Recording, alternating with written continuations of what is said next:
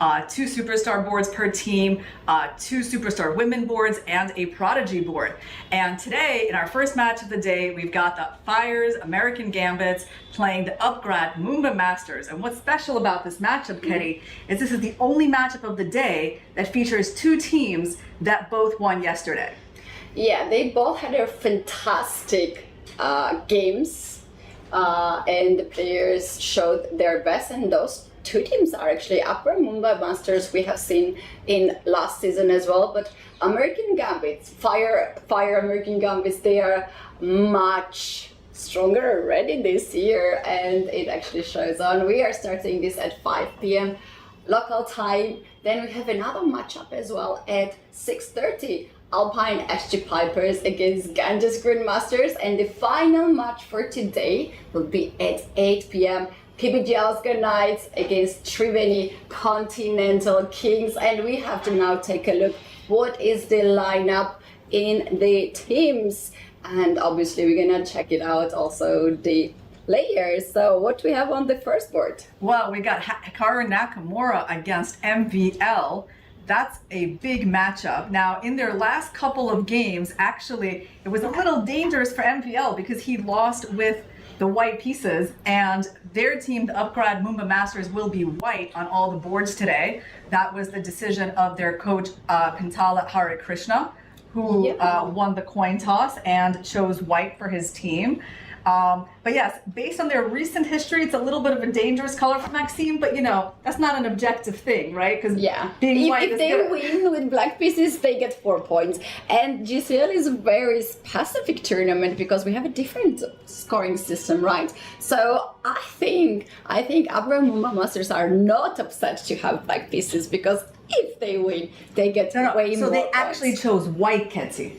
Hare Krishna chose white. Yes. So it's interesting because yesterday he chose black for the team. Today he chose white. You know, last year I was working with the managers of the teams, and I was always asking, what is the reasoning? Why are you choosing this or that color?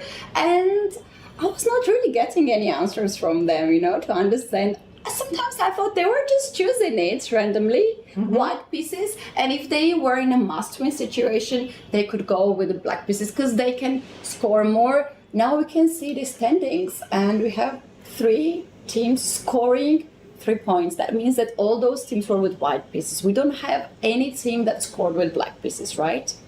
Oh, you mean like any team that scored with the black pieces yesterday? Yeah. I think the Mumbai Masters team won with the black pieces yesterday. Think so? Yeah. We have to double check that why I see 3 points. No, it's 3 points. It's for the match win. In terms, it doesn't say anything about the color. So basically, well, let's go on to the matchups we're going to see today. We've got Hikaru versus MVL. I think this matchup is kind of a toss-up, despite the fact that Hikaru has won their last couple of games as black. Then we have Vladislav Artemyev versus Wesley So, or Soy, as we see on his new name, Wesley Soy. That's right, Wesley with the white pieces. Okay, now I got it. Now I got it. Wesley's white. Yes. I was a bit confused. Let me explain, guys. It's a little bit misleading because you see on the screen that it sort of looks like Hikaru's white and MVL is black. Yes. But the thing is, like, all of this is decided like right before the game. There's a coin toss, and the captains choose the color. So it just didn't get updated quickly enough. The reality is that the Upgrad Mumba Masters have chosen white for this match. So all of those players on the right-hand side are actually going to be playing with the white pieces.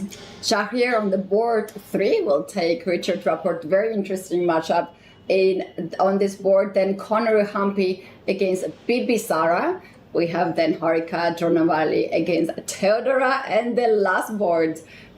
This is going to be also a very, very tough match, right? 2 youngsters, very tough players. Do you also see the rating difference between these 2 players? Yeah, this is their rating difference, I guess, for rapid chess. It is looking pretty substantial. In classical chess, it's not so big because All the Prodigy boards here are rated over 2600. In case Bardi, actually, he is 2615 exactly. So this there is you go. actually, yeah, that's true. Yeah, and Morrison is a little bit higher rated. He's like 2650. And he is the current world rapid champion, not the world junior rapid champion. So, you know, I would say maybe on that board, the Fyers American Gambits have a bit of an advantage. In this match, though, I think the board that I'm really interested in is between Richard Rapport and Shahryar Mamidyarov, because these are two players with such interesting styles, and they have actually faced each other in both seasons of the Global Chess League. So somehow it has wound up that they've played on opposite teams on the same board all these years. Now they're facing off the third time, and those other two games finished in draws, and somehow they were not their most interesting games between them. Like, I think in classical chess, their games have been more exciting. More exciting. Do we have already players at the boards? Because it's only 1 minute before the start, and usually we have this ceremony of players entering in the playing venue, and then we have an audience, and they're clapping for the players. I've heard some noises from the playing venue when Gukesh walked in. It was a huge applause. So the moment we have the players ready, we're gonna have that on the screen. The match that stands for me here is MVL versus Hikaru. This is something I'm so excited to see. And Irina, Hikaru just became father. Congratulations to him and Atsusa. Congratulations. And, you know, he said here, yes, I have baby, but I'm here for chess, and he's so focused. He met his flight. He's here, and he had first game against Gukesh. The game was draw, very interesting game. And let's see how this match will unfold against Maxim. Well, Maxim is white, and Maxim is also coming off after a very nice win with the black pieces against Vishy Anand yesterday. So I think that kind of win should put him in a good mood, because that was just a very smooth victory with the black pieces, helped his team get off to a good start. It was one of the first two games to finish in that match, so it really helped his teammates. He's playing white. He knows he's lost a couple of white games to Hikaru recently, so I think he's going to try to turn that around. Then we've got Wesley So with the white pieces against Artemyev. They don't have a whole lot of game history between them. Their last game seems to be in 2021. There was an online game that Wesley So won. I have to give him a little bit of an edge with the white pieces. There he is sitting at the board against Vladislav right now. Yeah, it's already 5 p.m. here, 1 minute after 5 p.m. And, you know, it's so crowded here, so many fans are there to get the signature and the photos before the round. They might have some difficulty to even walk in the venue, although we have security who takes really good care of it. You know, we do have very interesting format at the tournament, right? Besides the different scoring system that we will be talking a lot throughout the event, was Wesley just having some small bottle of cola or something? Oh, I didn't see that. It seemed like he smiled at somebody. Yes, and he hid it. Wesley received the MVP of the round yesterday for his draw against Vincent Keimer. He saved a pretty dangerous position, and that really helped his team But he was survive. a bit curious why he got this award. But yeah, you know, maybe it was the result of a coin toss and it landed on him. Yeah, maybe that was the reason. And we see already on the background, Bibisara just made the first move. Now they have also handshake. So we have this system that the players are starting first on the women's board, and then we have the icon board starting game. So some players we see that they are already playing, some players we see they are just chilling. For instance, in the corner we have Bardi just just getting ready for the game. Oh, we also have the game between Shaq and Rapport having started, with Shahryar choosing the move d4, and perhaps it's going to be a Nimzo Indian, and that's what it is. I wish they play anything but not to make a draw in this game. I can tell you a little bit about their history in this opening. There was a game recently where Shaq was white. He played queen c2 and report answered h6 immediately, a pretty surprising move. But Shaq, he goes for something different this time around. He goes for the immediate attack on the bishop, forcing the trade. Not a bad line for rapid chess, I would say, but also this is the kind of thing that can backfire on white because they take on these double pawns right from the opening, a little bit strategically risky.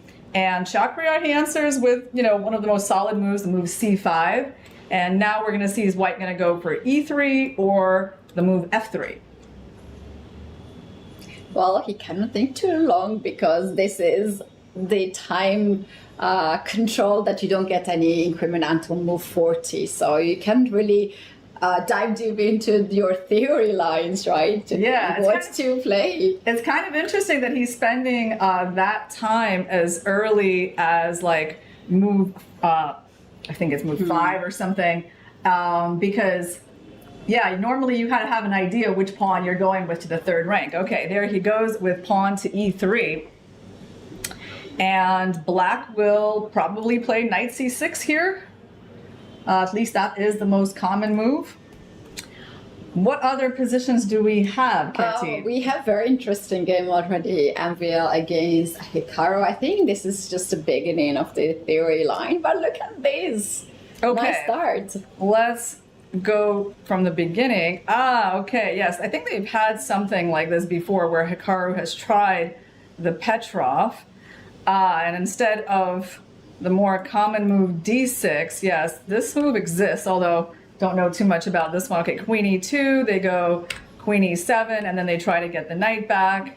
So we're gonna go f4. Okay, interesting. Instead of d4, he goes f4. We take the knight, and for now, white is up a pawn, f5, so the queen has to go back somewhere. So,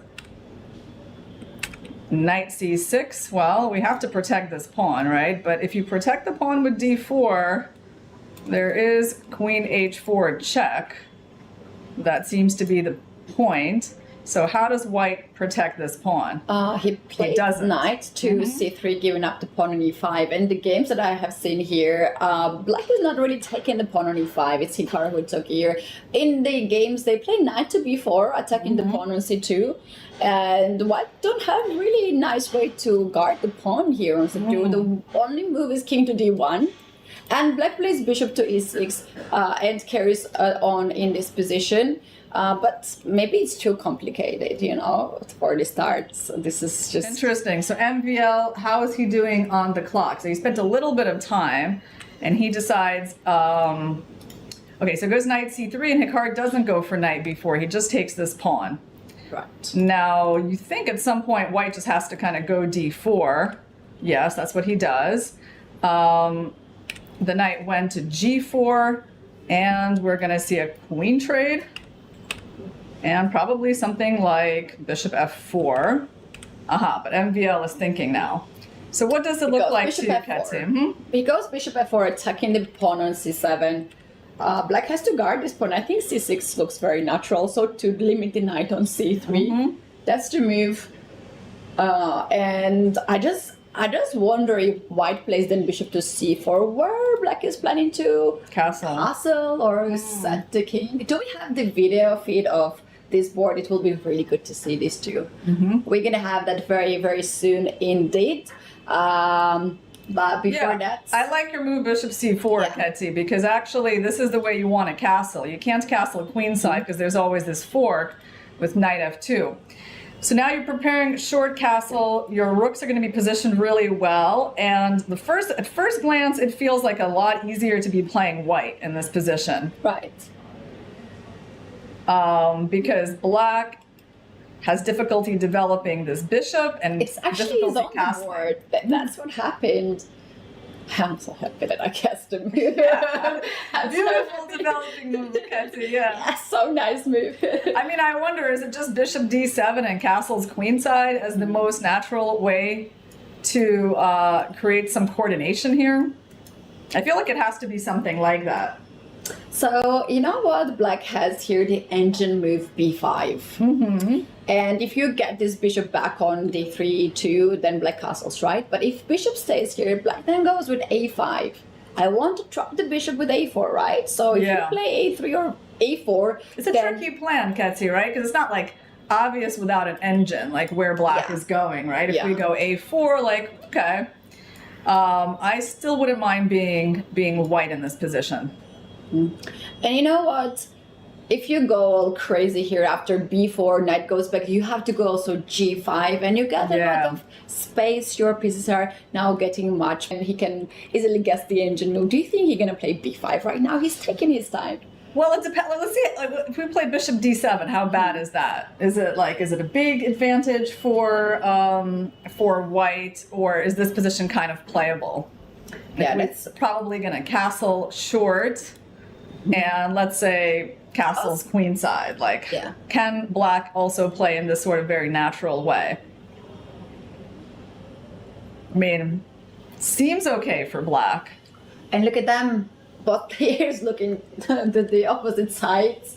And he goes b5. We have it on the board. That's nice. Good. And he had a couple of minutes think on that move too. I think it took about 2 minutes to make this move. And MVL, I think, pretty quickly moved his bishop back to b3.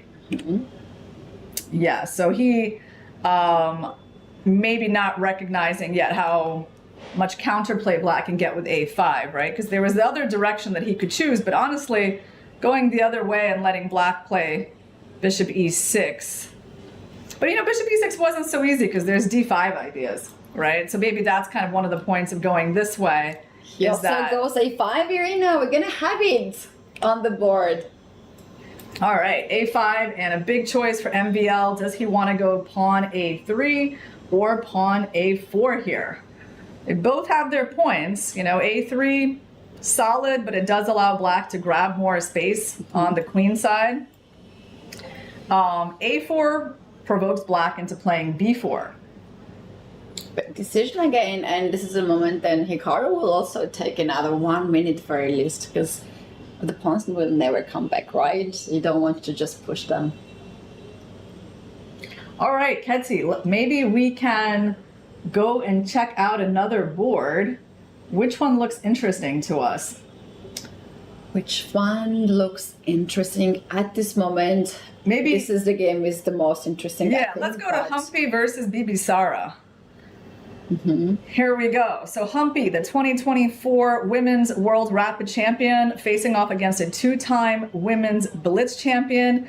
I generally think that Asobayev is quite dangerous in the faster time controls. I agree with that. But you know, objectively, if you look at Humpy's results, I mean, she has a lot of titles, even in rapid. Even though I feel like she's more well known for her skills in classical chess. So here she's white, and actually, let's take a look at the opening. It was, right. Well, Bibisara, she sticks to her King's Indian, and Humpy goes for the G3 line. And I feel like Bibisara, she even played this C5 move pretty recently in a game that I saw. Maybe it was the Women's World Team Championship against Sarah Hadem. That's right. She has tried this before where Hadem would take that pawn. So Humpy castles. There's a trade on d4, c4, and h5. An aggressive move by Bibisara before castling. She's trying to get some play on the h file. So white plays h3 to meet the move h4 with g4. There is a trade. Castles, queen d3, d6, knight c3. Okay, it looks pretty normal. Black has a bit of an issue maybe developing this bishop, although sometimes it can move and the b7 pawn can be sacrificed. That's actually what happened. Bishop e6. Yeah, taking the pawn gives black the open file. Then yeah, you can also do like this. After taking on b7, you take on h3. Yeah. You gave up your exchange, but look at this. After queen takes it back, yes. Now you're attacking g2 score and the rook as well, and you're just getting your exchange back right away. Yeah, so taking the pawn is actually completely unfeasible for white. So white thought for a while, so she's about 4 minutes behind on the clock, Humpy. And she goes in with knight d5. Not a move that looks very dangerous, to be honest, because, I mean, even if black trades, I think black's position is super solid, and black is actually the one with the bishop that is already developed. So what kind of moves does black have here? There's, okay. They actually made few moves, as I see. There's the a knights trade. have been traded. And bishop d7. Bishop, Bishop f5 first. first, getting e4. I like this move to just block the bishop on g2. Now bishop to d7, back. And also, Bibisar has more time on the clock for extra minute. That will be very useful at some point. For sure. And I mean, yeah, the main difference in this position is actually these dark squared bishops. That somehow black's bishop is just better, and the space advantage that white has in the center is not very significant with a couple of piece trades. So black has some easy moves like rook c8, bring out the queen to b6 or a5, and I could say this is a very comfortable opening for Bibisar, where white is already, thinking about how to make a draw. Yeah, I agree with that. Some things are happening on the first ball. Shall we go there and check it out? Because now we will see the engine bar goes all the way up and gives the advantage to MVL, and then it comes down again a little bit. This was the moment we stopped, and here MVL decided to play a3. And Hikaru did not push the bishop to a6. Earlier when I checked, a4 was the move to be played here, and then b4 to go, but totally understandable to make the move like bishop to a6. And in this position, there is a move that keeps the advantage for white. What do you think it is? Yeah, well, I see that there's the move h3. Interesting. So you kick away the knight, so you're actually able to castle. Knight f6, and you don't castle short side because after b4, the knight and the rook will hang. You don't want to castle that way. So the question is, okay, so what makes white's position better here? Well, it's first of all, kind of the weird position of this bishop on a6. This is actually a short diagonal in chess, and there's not much on it. Even if you get to play b4, although, the question is, how does white respond here? Because if you take, it's actually a little bit tricky for this knight. If you go to a4, there's going to be bishop b5 somewhere, or maybe like knight e4 and then bishop b5, and the knight becomes a target. Exactly, especially with knight e4 with the attacking on f2 square as well. So basically on b4, you should not take that pawn, and you should sacrifice a pawn like this, which is it's not the most obvious decision, but in a way, though, look at the amazing piece harmony that white has here. I mean, white is just way in a better position because of the problems with the black king. So that's kind of the issue here for Hikaru, that still this king is in the center and he might wind up getting pinned on the e-file. What's the time situation? It's pretty comparable. MVL has a minute and a half less, and he has to make this decision now what to do. And he has a couple of, I mean, I think h3 is pretty intuitive because this knight on g4 is active. So sending him away, I think, is definitely something he can think of. And then, he needs to castle his own king. So the only thing is like, you don't really want to go to these squares because then there's going to be a check on e4 later. So then he can logically sort of think of castle's queenside. And the only tricky thing in this line for white is like having something ready against b4. If he can understand that this pawn sack is viable, then I think he'll definitely go for this position. Waiting for that. So, so far, I mean, MVL, he has definitely a chance in this game. He just needs to play actively, kind of punish black for that king in the center. So I have this question to you as the player of the GCL and now commentator. How the team was deciding what color to choose? Or back then the first season it was actually decided already and was paired. How was that? I don't remember exactly. It was like 2 years ago that I played in the first season of the Global Chess League.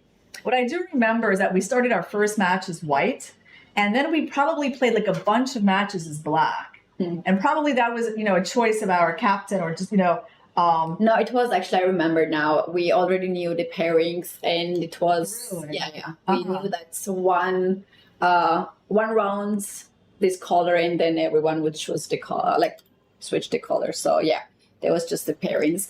Another very exciting game, Shahir against Richard Robert. Let's take a look at that. Okay. So we have this closed structure. Let's go back a little bit. It started from a Nimzo Indian with white forcing the trade on c3 early, black responding c5. Okay, Richard went with b6, bishop b7. Okay, so he didn't go for the plan with knight c6, bishop a6, and knight a5. This is like a different way of handling the position, even though it looks very natural to put the bishop on b7 as well, but it is less common. So f3, knight c6, knight e2, queen e7. Yes, this is, I believe, a recommendation of Surya Ganguly in his course on the Nimzo. It's like a different approach with the bishop on b7. And I believe in this approach, the point is that the king can actually go this way. And I think we're going to see something similar happening in this game. So he's going to play, there you go. King went queenside. Yeah, not super typical for these lines, but it is the recommendation in Surya's course. So e4, and well, we have to do something about the threat of e5. So he goes d6. Now, how does white make progress? He goes, defends the pawn first, king c7. Okay. It's a question of kind of why you're playing king c7, right? A little bit mysterious because it's not like this diagonal is super safe. Yeah, that's true. But also I don't see why this is so bad. It's more like, I think it's a question of like, why is it played though? Like, what is the productive value of this move? Okay, knight c1 makes sense because you are going knight b3 and a4.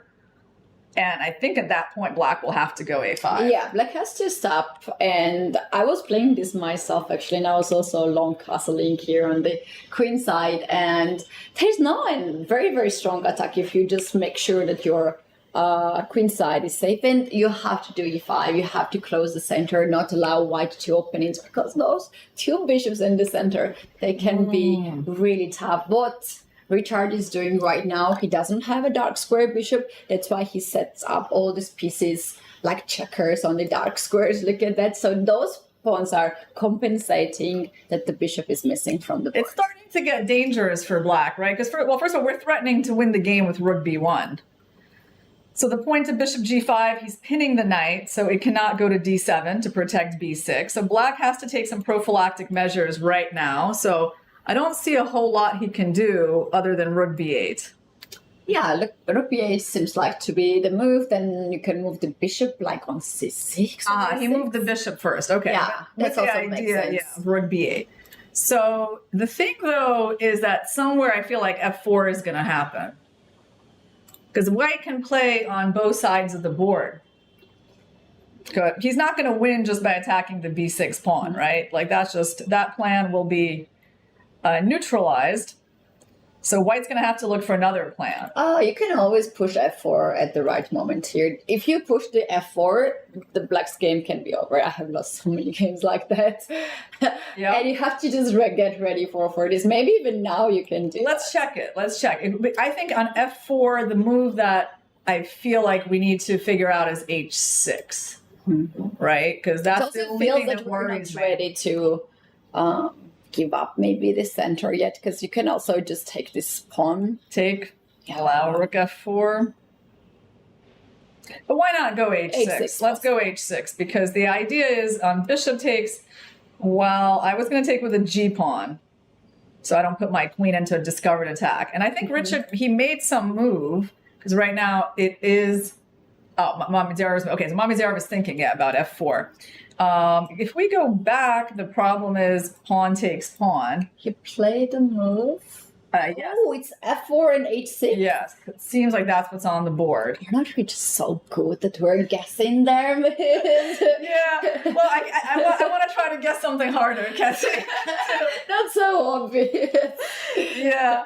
All right. So F4, trying to break through on the F file, and then H6 was answered instantly by report. So now Mahindra got a choice, right? So if he goes back, the problem is this move.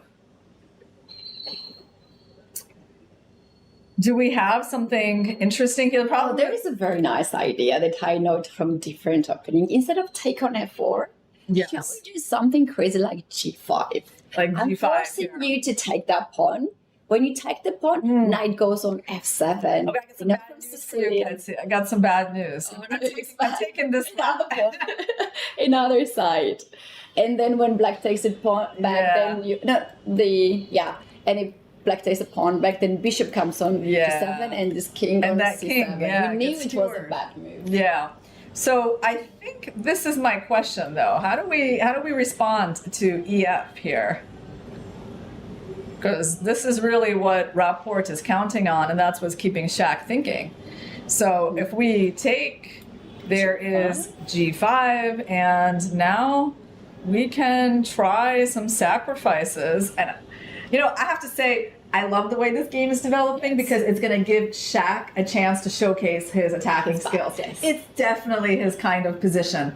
Okay, so he just Bishop H4, we had this retreated. already, yes. No, we had Wait, it. sorry. Well, he played bishop h4, right? Yeah. So after pawn takes f4, rook takes.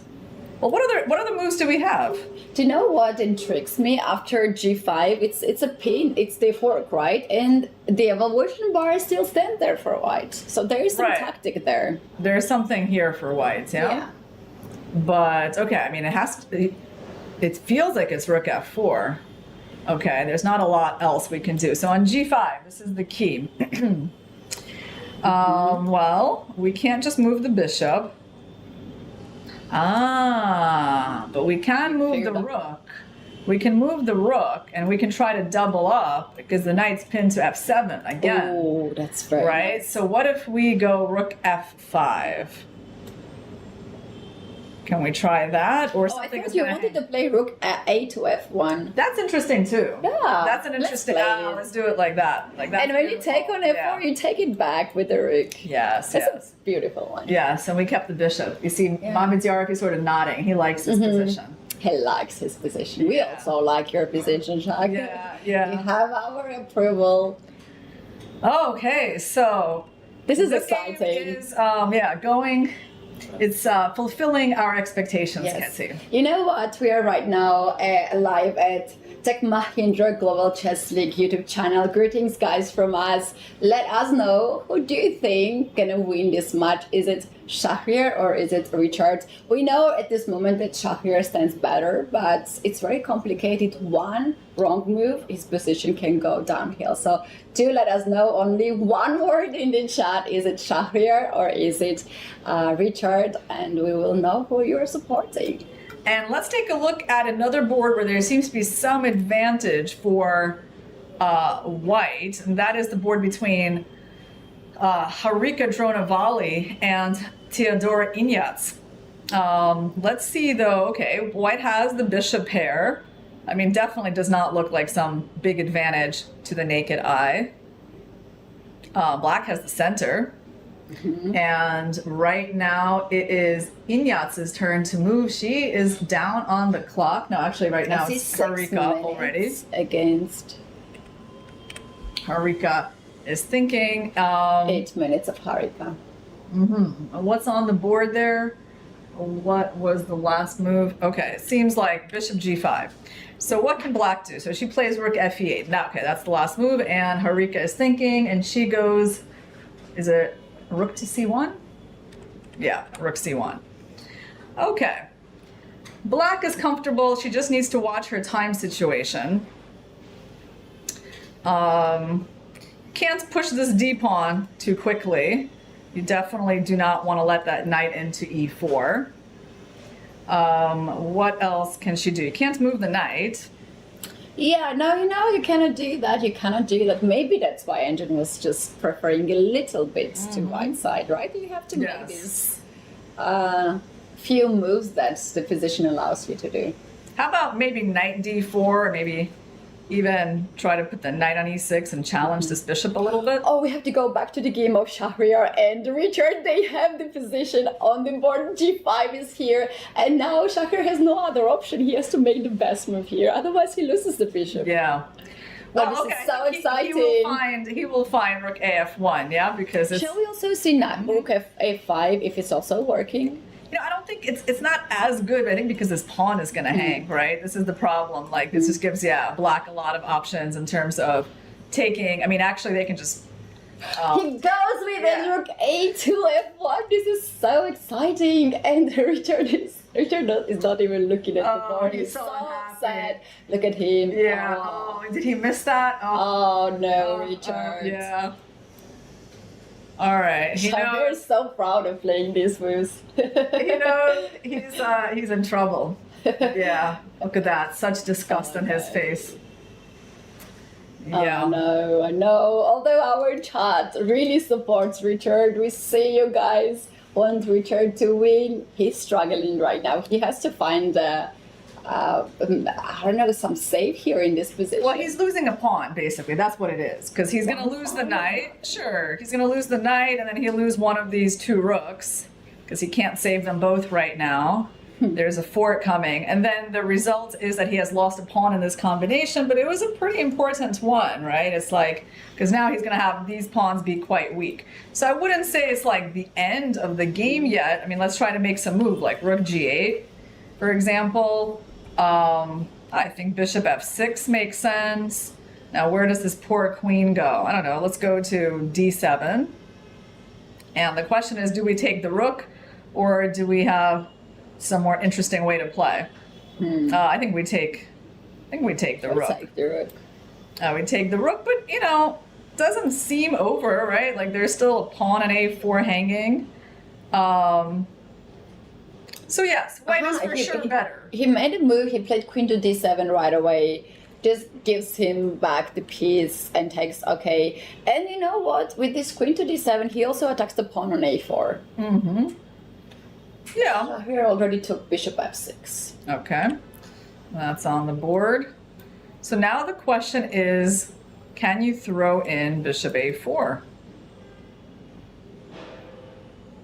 Can you try to get a pawn back immediately? Why not? Why not? He has also played that. Ah, it's on the board, yeah? And he is moving queen b2. It's actually not so bad. After all what happened, black is still, I think he's just standing on the ground, and it's not so bad. Actually. The problem, though, is that when you take that pawn in a4, you're actually helping the white queen improve herself, right? So she's heading to f2, and suddenly the weakness on f7 is going to be felt. And there could be, at some point in this game, some sort of breakthrough with e5. It wouldn't really surprise me. I think queen went to b1. I think to b1? Yeah, it was b1. Ah. Yes. You're sure it's on b1? Yes, I see it's on b1. Okay. Queen b1. Okay, similar idea. I can go to f1. And Richard's turn to move. So he doesn't have to move one of his rooks, but... He goes with rook to e8. Okay. Gives up d8 rook. Check grabs that right away. Bishop to d8 gives a check. Takes with the rook. Oh, yeah, he's still thinking how to recapture. Although there's not that much to think about, yeah? Do you really have a choice? You don't really have... You can take with a king, you can take with a queen. Yeah. Is there any other move? But Shak is looking very confident. Body language gives away a lot. We saw yesterday when Firouzja was winning against Caruana, he started looking at the other boards. And I think that's the giveaway, that you are very confident in your position, that you're already thinking, how's the rest of my team doing? Yeah, that's true. By the way, Bardiar versus Morzin. Let's take a look at that, because that could be a very important result. It seems like he's doing really well. What just happened in this game? So Black has a pretty horrible bishop on a8. White went in with queen a7, which was apparently not that amazing, but quite understandable. I mean, he wants to get the rook to the 7th to attack f7. And queen b7 played by Morzin. Oh, wow. He also has no time. He's at a minute and a half versus like almost 9 minutes. And what move are they on, Ketsi? 31? They're move 32. They need to play 8 more moves to reach the 40 moves. To get 2 seconds increment. 2 seconds is not much. We have seen it yesterday that it was not enough time. Yeah. One thing I don't love is like that knight on c2, but on the other hand, right now white is threatening rook a7 winning the game, so black needs to figure out a way to guard against that, and he well, actually the current video feed is a little bit behind. He played rook e7. Okay. I just wonder why queen b7 is such a bad move. Bishop b7 We'll come was back. better Yeah, move, we'll come but- back to analyze that. So rook e7. Okay, he's trying to stop rook a7. Makes sense. If you look at this position, you will not say that white is winning, right? You Not can say winning, white has yeah. better, but This is because this knight on c2 is so suspicious. How is he going to improve that knight? So he goes queen g5. Makes sense. He wants to make way for the knight. That's a perfect answer. There you go. Now we know how the knight's improving. And he goes king g7, and now, well, definitely knight e3 is going to happen, right? Or he's still figuring out, you know, there is, of course, something to calculate. Knight e3, f6, knight f5, king h7, but then that pawn hangs. So there you go. He goes knight that's e3.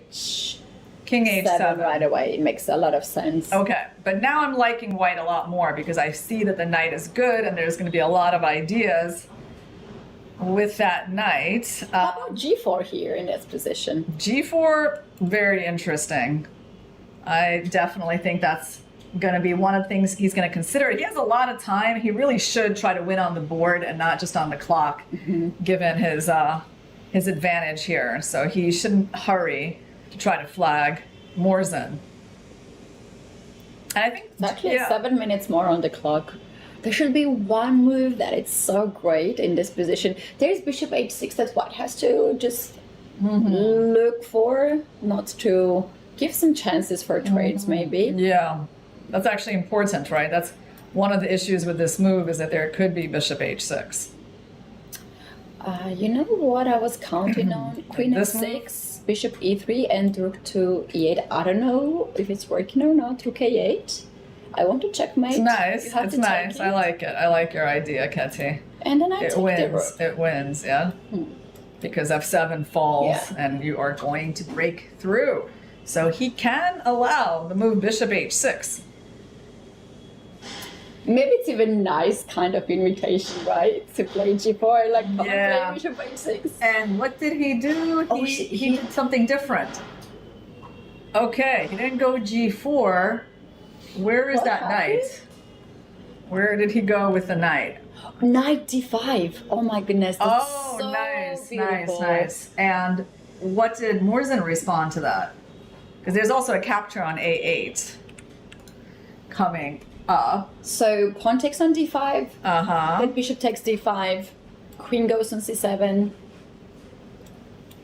Okay, for some reason. Okay, knight d5, pawn takes d5, bishop takes d5, queen c7, C7, and yes. rook a8, yeah? and bishop goes on g7. Okay, that's our Morzin is current doing a position. great job to survive in this very bad position with no time on the clock. How much time does he have left to make his, like... 30 seconds, 32 Okay. as we see on the screen. So he's not going to lose on time. He'll get to move 40. And right now he's down a pawn with the worst bishop. White's piece is way more active, but he's still surviving. It's not completely unheard of people to survive positions like this. So bishop g7. Question is, okay, white's not gonna win that easily. Actually, like they're not winning with a direct kingside attack anymore. So, I don't know. I wouldn't say there's like no chance to survive this, Ketty. Because it's like this is the extra pawn and it can't really move forward.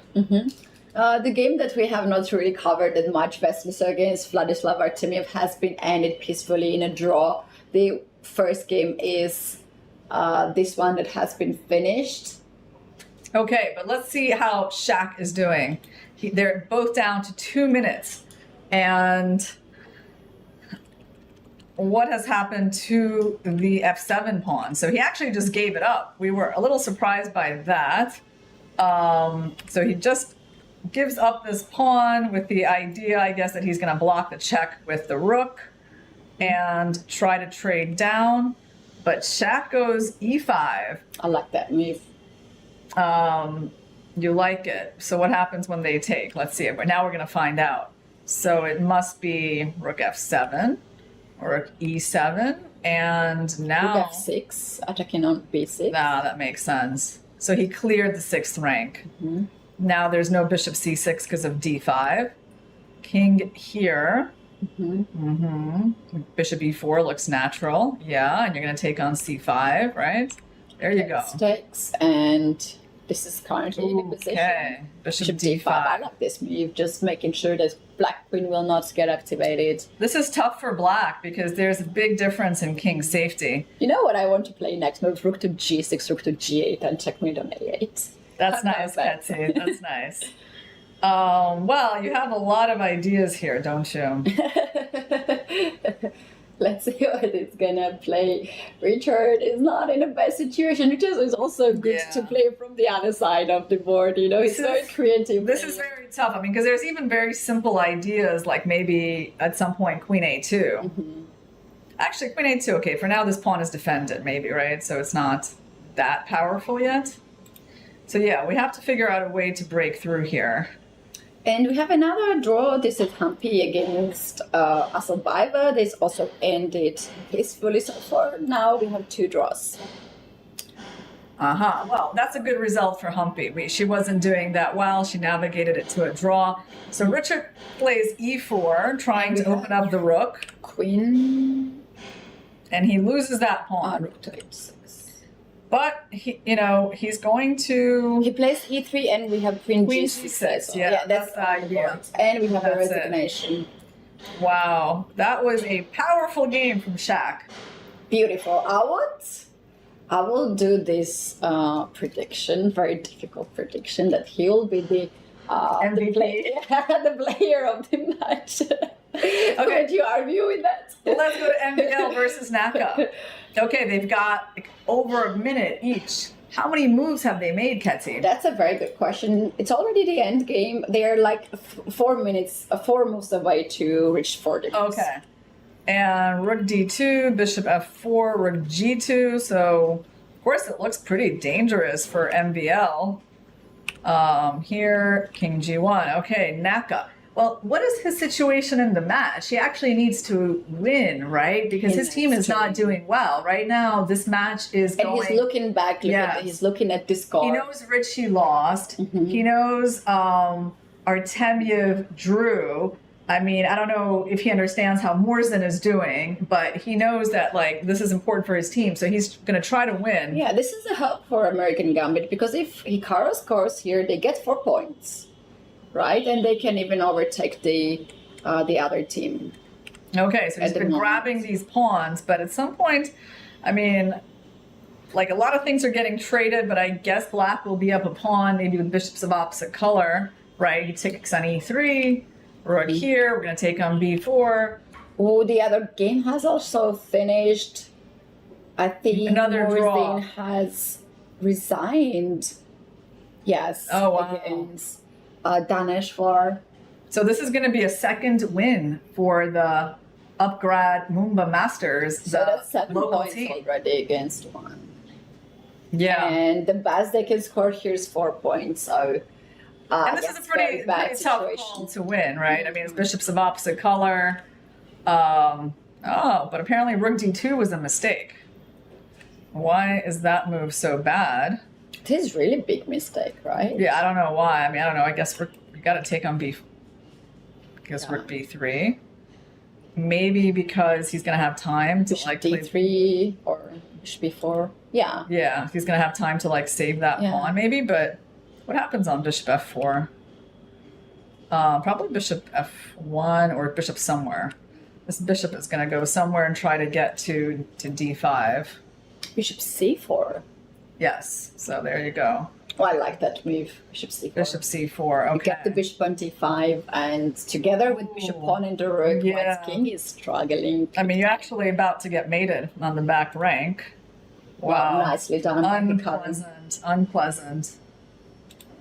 But it might not be enough, right? Despite Hikaru's efforts, there's still 2 wins by the Upgrad Mumba Masters. And we have a resignation. Wonderful game by Hikaru Nakamura. We can see him not being as happy as he should be after winning his beautiful endgame. We can see also all the American Fire Gambits on the background. They are not happy. This is heartbreaking indeed, but the format of the GCL gives the hope for everyone that they can come back later on in the matches, and there's going to be long tournaments.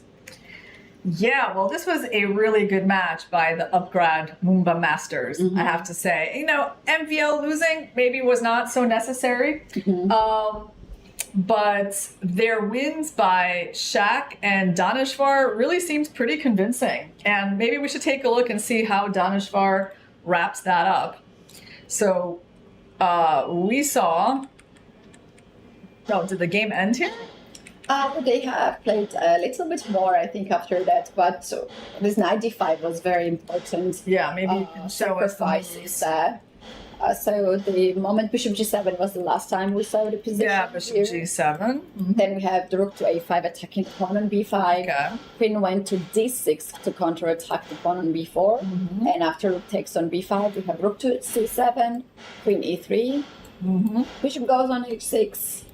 Queen to f3, queen to d7, rook to c5, rook a7, and they repeated the moves rook c4, rook to king g6, and then rook c4, king g7, rook c6, queen d8, b5, and here in this position Black decided that he had enough and he resigned.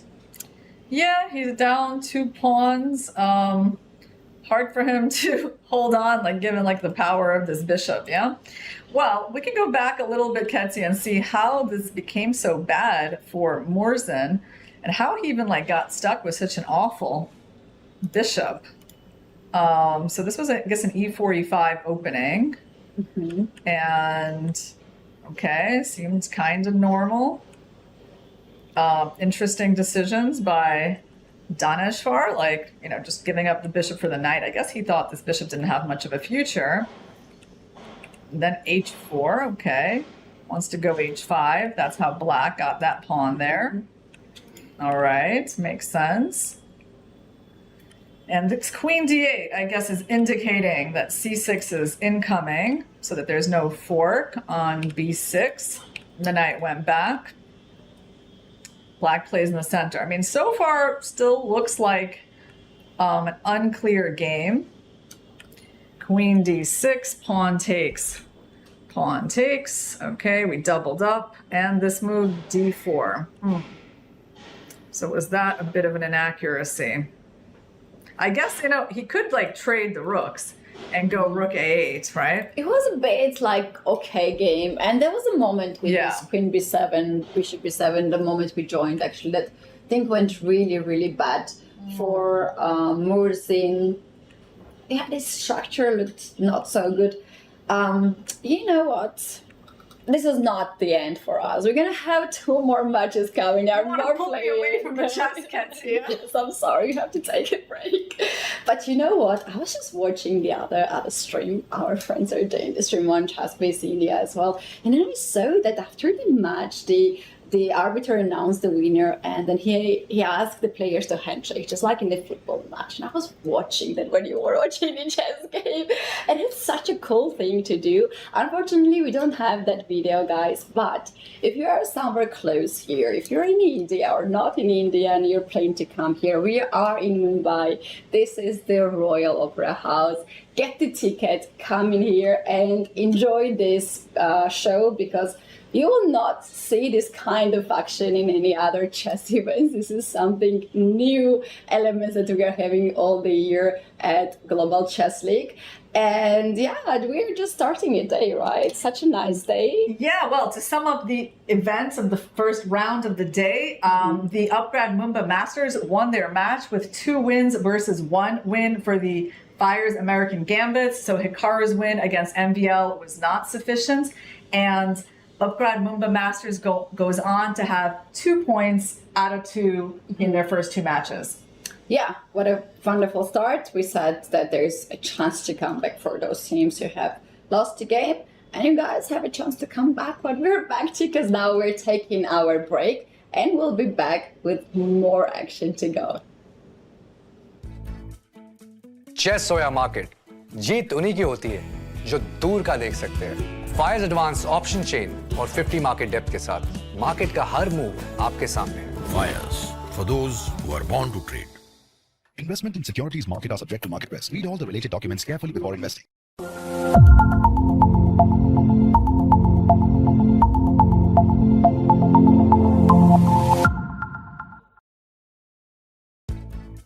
Chess हो या markets, smart insights can change the game.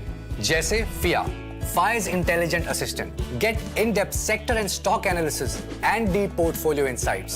Fully AI powered. Fyers, for those who are born to trade. Investment in securities market are subject to market risk. Read all the related documents carefully before investing. Come on guys, hurry up. अरे सुन ना, एक break ले लेते हैं। Guys, I'm telling you, तुम लोगों को सही से ट्रैकिंग नहीं आता। But that's okay, you can learn. रोज का ढक्कन देना। ये रेड वाला है, सही वाला देना। अबे ढक्कन, पहले तो सही पानी पीना।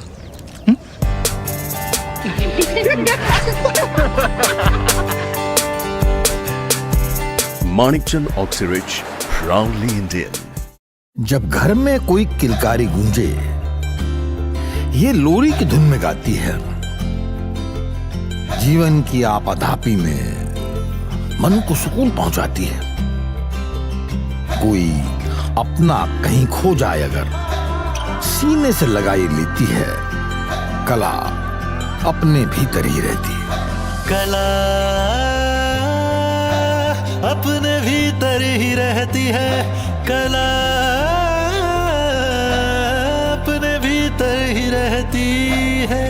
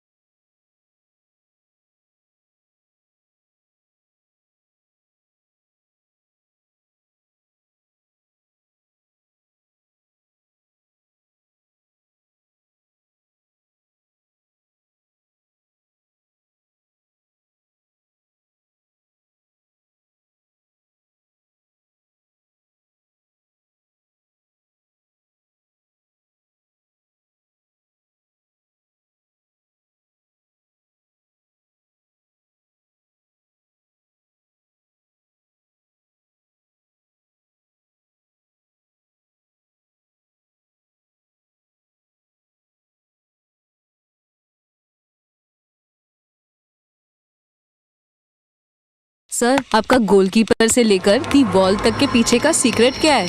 सीक्रेट नहीं, ताकत। मैं स्टेडियम को मजबूती से खड़ा करने वाली स्टील से इंस्पिरेशन लेता। APL अपोलो स्टील पाइप्स, देश की बढ़ती ताकत। Proud sponsors of alpine SG pipers. आज हम कुछ नया सीखेंगे। एक दिन स्कूल में फुटबॉल आया और फुटबॉल ने मुझे बताया, ये सर सिर्फ पानी का मटका उठाने के लिए नहीं बना। ये पैर डर के भागने के लिए नहीं बने। घुटने किसी के सामने झुकने के लिए नहीं बने।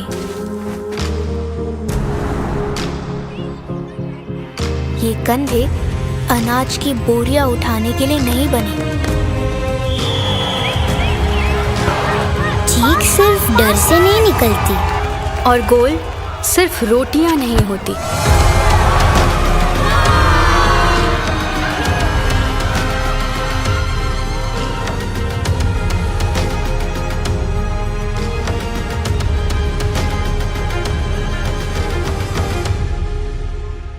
भारत का अपना solar, Navita solar, India's finest module manufacturer. We bring the power behind every winning move. Sir, आपका गोलकीपर से लेकर दी बॉल तक के पीछे का सीक्रेट क्या है? सीक्रेट नहीं, ताकत। मैं स्टेडियम को मजबूती से खड़ा करने वाली स्टील से इंस्पिरेशन लेता। APL अपोलो स्टील पाइप्स, देश की बढ़ती ताकत। Proud sponsors of alpine SG pipers. आज हम कुछ नया सीखेंगे। एक दिन स्कूल में फुटबॉल आया और फुटबॉल ने मुझे बताया, ये सर सिर्फ पानी का मटका उठाने के लिए नहीं बना। ये पैर डर के भागने के लिए नहीं बने। घुटने किसी के सामने झुकने के लिए नहीं बने।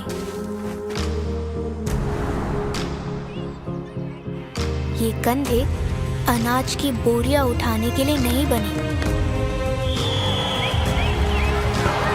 चीख सिर्फ डर से नहीं निकलती और गोल सिर्फ रोटियां नहीं होती।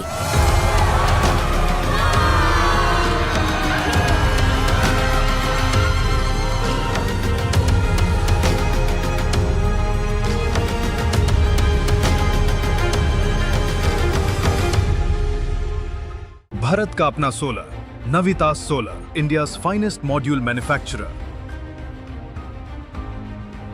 We bring the power behind every winning move. Sir, आपका गोलकीपर से लेकर दी बॉल तक के पीछे का सीक्रेट क्या है? सीक्रेट नहीं, ताकत। मैं स्टेडियम को मजबूती से खड़ा करने वाली स्टील से इंस्पिरेशन लेता। APL अपोलो स्टील पाइप्स, देश की बढ़ती ताकत। Proud sponsors of alpine SG pipers. आज हम कुछ नया सीखेंगे। एक दिन स्कूल में फुटबॉल आया और football. This is Global Chess League Season 3. We are in Mumbai, India. In the studio, we're working for you, Grandmaster Irina Crush and Women Grandmaster Katie Zazalashvili. We're starting to see the action of the second match of today. And Irina, who are those teams coming up? We've got the Alpine SG Pipers versus the Ganges Grandmasters. These are two teams that are still looking to get on the board because they lost their first round matches yesterday. So the Alpine SG Pipers are led by Caruana on the icon board, and he's going to be facing off against Ganges Grandmaster icon board Vishy Anand. So that is a powerful matchup on the top board. Then we got Anish Giri versus Vincent Keimer. So these two have a long history of games, but actually, Ketty, a lot of these games end in draws. So they tend to play mostly in classical chess, and I guess it's because these are two players with a similar style. So a draw. And who is winning?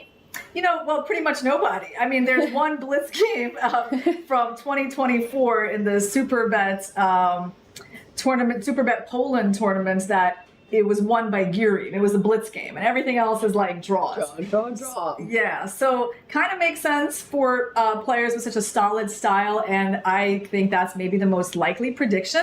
But we have something more explosive on the next board between two players who used to be representing the Prodigy board, and now they've moved up Pradnanand and Sindara, who are both qualified to the Candidates Tournament 2026.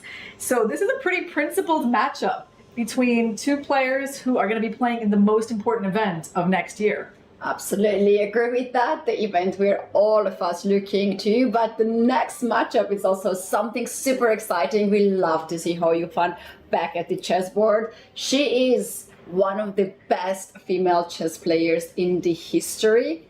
At this moment, she's not an active chess player anymore. She's a professor at the university in China. She's playing very tough opponent, Polina Shuvalova, in the speed chess, in a rapid chess. And coming to the next fifth board, Nino Batsiashvili, who won her very important game yesterday with black pieces. She'll face Stavro Lotsolakidou, who is a bright star these days in the women's chess. And the final last board is always super exciting too. Indian players, Luke Mendoza, who is actually 2600 player in classical chess.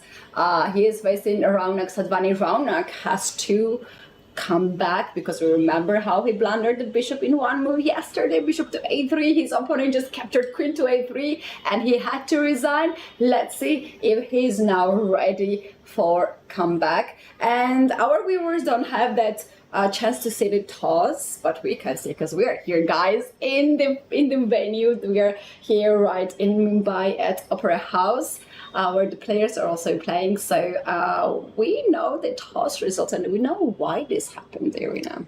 Right. So I believe it is the Ganges Grandmasters that have chosen the white pieces and black pieces. Oh, the black pieces. That's right. Because the rationale was that yesterday they were white pieces, and now they want to play as black. That seemed to be the rationale in the first match as well, like to have the players change. Although personally, I would find it quite okay to just keep playing the same color. Yeah. Things that you've already prepared, the openings, and then maybe move on to another color. But okay, the captains are going with this alternating approach.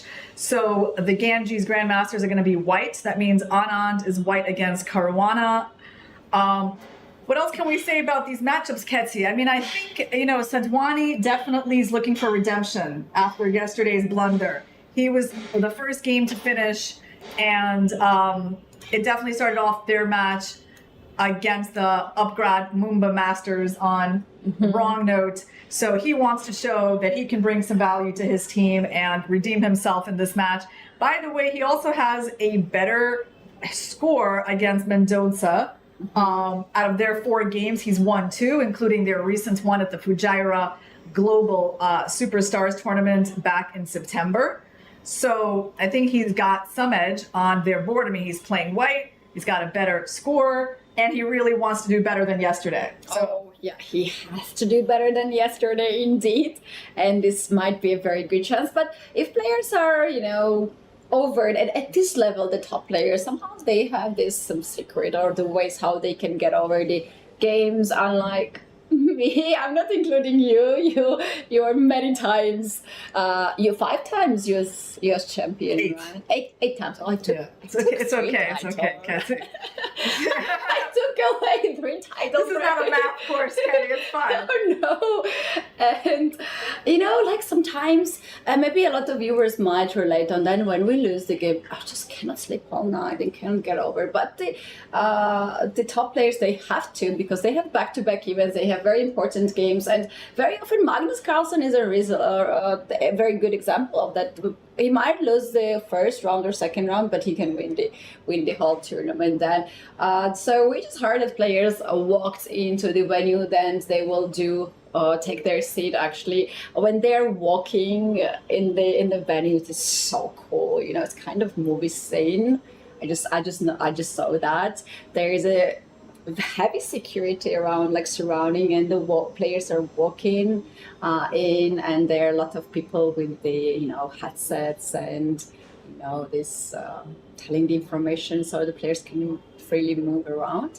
After the games, they are free to give some signatures and have photos with the fans. But this is some really cool setup of the event, and another player looking for redemption for the Ganges Grandmasters is actually Vishy Anand, because he cannot be too happy with himself after yesterday's loss with the white pieces to MVL. I think that game must have left a very poor taste in his mouth because it's not just that he lost, it felt like just nothing went right for him at all in that game. So today he's white against Caruana. I'm sure that he wants to do better. You know, sometimes it takes like a really bad loss to just wake you up. I agree with that. You just need this wake up. Yeah. Wake up, loss to be in your best. So we have the first move here, but we don't see Vishy Anand moving. That's because actually Fabian was not supposed to play his move. We know the icon board starts the very last. And he accidentally moved the piece and pressed the clock. I think he cannot wait to start the game. All right, well, we do see that Hao Yufan's game against Polina Shuvalova has started. And actually, these players don't seem to have any games between them yet, which makes some sense because Hao Yufan sort of slowed down her competitive career, just as Shuvalova has entered the elite. Yes. I think in fact, the moment Shuvalova entered to elite, as you're saying, that moment Hao Yufan was already not the active player. Yeah. That's why it might be the reasoning. And it's interesting because, Hao Yufan is not that much older than Shuvalova. No. I think Shuvalova is 24 and Hao Yufan is like 30. 30. It's a very small difference for these players not to have overlapped at some point. But yeah, Hao Yufan kind of stopped playing as much quite a while ago. Yeah, Irina, we have a question in the chat. Do you guys see Messi? No, but we saw a lot of people with Messi t-shirts in the streets as we were driving to the venue yesterday. I think thousands of people were just walking in the street with the Messi shirt, jerseys, and a lot of people in our hotel were also wearing the jerseys, but they saw it. We saw it in the social media. All right, have all the games started already? I think also. Yeah, everything has started except maybe the Prodigy board. Interesting opening here. Nino Batsiashvili is playing. So she is playing white. Interesting. I'm so confused because I thought the Ganges Grandmasters were going to be playing white. No, black. They chose black. They chose. Okay, you're right. Yeah. All right. Okay. They chose black because yesterday they were white. To be confused. Yes. Okay. All right. So Batsiashvili is white, and she is up against a Benko Gambit, which is not the most frequent opening at the top level. So props to Stavrula for going for something more rare, and Nino took the pawn and responded with the move e3, which is one of the main ways to play, right? As well as just simply continuing to capture. So after e3, it usually goes, I believe, pawn takes pawn, bishop takes pawn, and on queen a5, there is knight c3, bishop b7, and we need to protect this pawn. So there's bishop d2. And the interesting thing is that the black actually does get this pawn back, like after queen b6.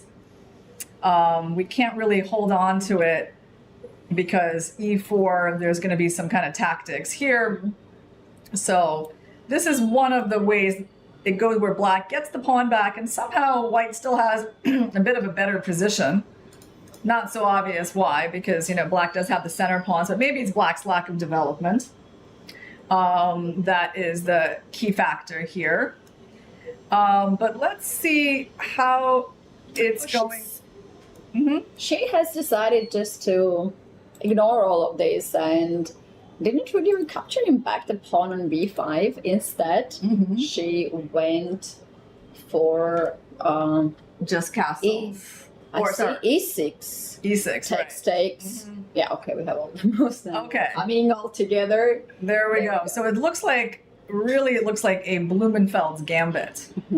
That was my opening when I was a kid. Yeah. I learned how to play that with black pieces, sacrificing the pawn, have a nice attack. You know how many games I was winning in that? White doesn't know when you're like at the beginner's level or even like under 2000, this is really good opening to play. Yeah, because in this opening, I mean, black is getting that big center, right? And bishop e7, bishop e2, castles, castles. Okay, so what can black do here?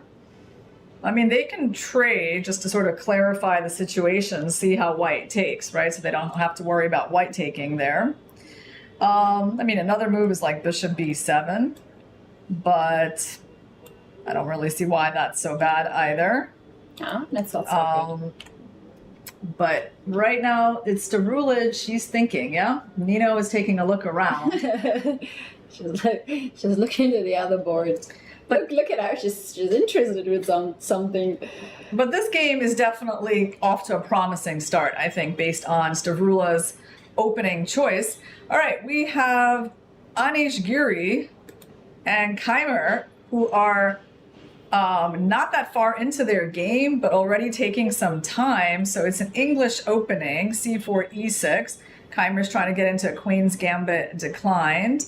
But actually, no, he decides not to go d5. He goes bishop b4. First, maybe he will do it later, but here says, no more chance here. I'm going to go e4, control d5 square.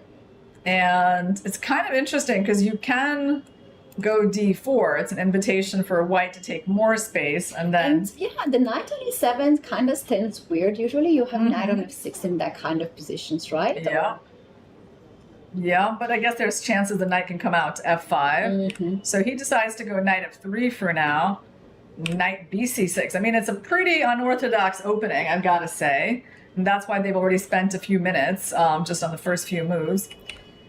d4, okay, somewhere black has to go d5, right? Yes, d5 and bishop d3. So Anish Giri playing just very sensible chess, developing his pieces and taking space. And I think if the ball is in Vincent's court to try to figure out how to equalize this position, you know, with this poor bishop on c8 and the lack of space in the center and the knight blocking the c-pawn.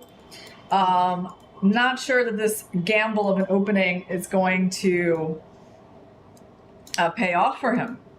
Yeah, very interesting. I was just thinking maybe now as black has started like this, okay, one way is just to castle and play calm game, but white has so much center space here, you don't want to allow that. But how about we take the pawn on e4, knight is pinned, you have to take it with the bishop back, you play e5 and just attack the center. Yeah, well, I can see your point. Like, I don't really want to take because you'll trade the queens my king will have to recapture. And the pawn on e5 has a tendency to be lost after knight g6 maybe. But it's kind of scary to go into d5, you know? I feel like on a practical level, I don't know, like there's d5 and then you have to really justify this move. So you go f5. And it continues being pretty crazy where black has to keep going forwards in order to make any of this make sense.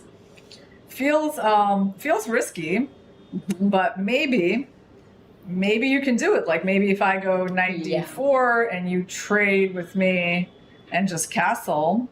Sounds interesting, but that's indeed maybe for the next time because Vincent has just castled on the short side instead of do some instead of taking on in the center. We will not have that fun. And Giri has also castled. Would say that we're gonna have another draw in this match. Well, I don't know why Vincent is creating problems for himself. You know, I mean, I guess you do get 4 points for a win as black, but I feel like against a player like Anish, who's just has so much class, like you don't really want to give him an edge to start the game with. Right now there was an exchange on c4, bishop c4, you want to make people fight for their advantages, and this is also not like a particularly unbalanced or tricky position for Anish to play. It's almost like a dream, right? Like you got the center, you got the king safety, so why What is sort of the concept of this opening for Vincent? I'm still not sure. But maybe we'll learn about that later on. He seems to be well prepared in this opening. He seems to not to take that much of time off the clock. So we're gonna see in a few minutes how the game will unfold. Can we check our boy Raunak, how he's doing on the last board against Luke? Leon, is he back to his shape? Okay.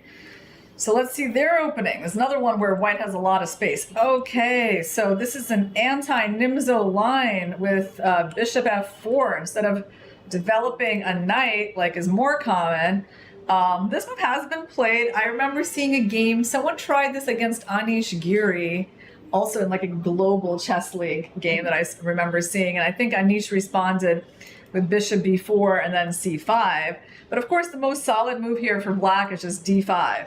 It's very hard for white to like avoid these Carlsbad positions. And I think that's maybe one of the main issues with bishop f4. But okay, so Raunak is like, I'm up for a game. Let's go b6. Let's not try to directly fight in the center, a3.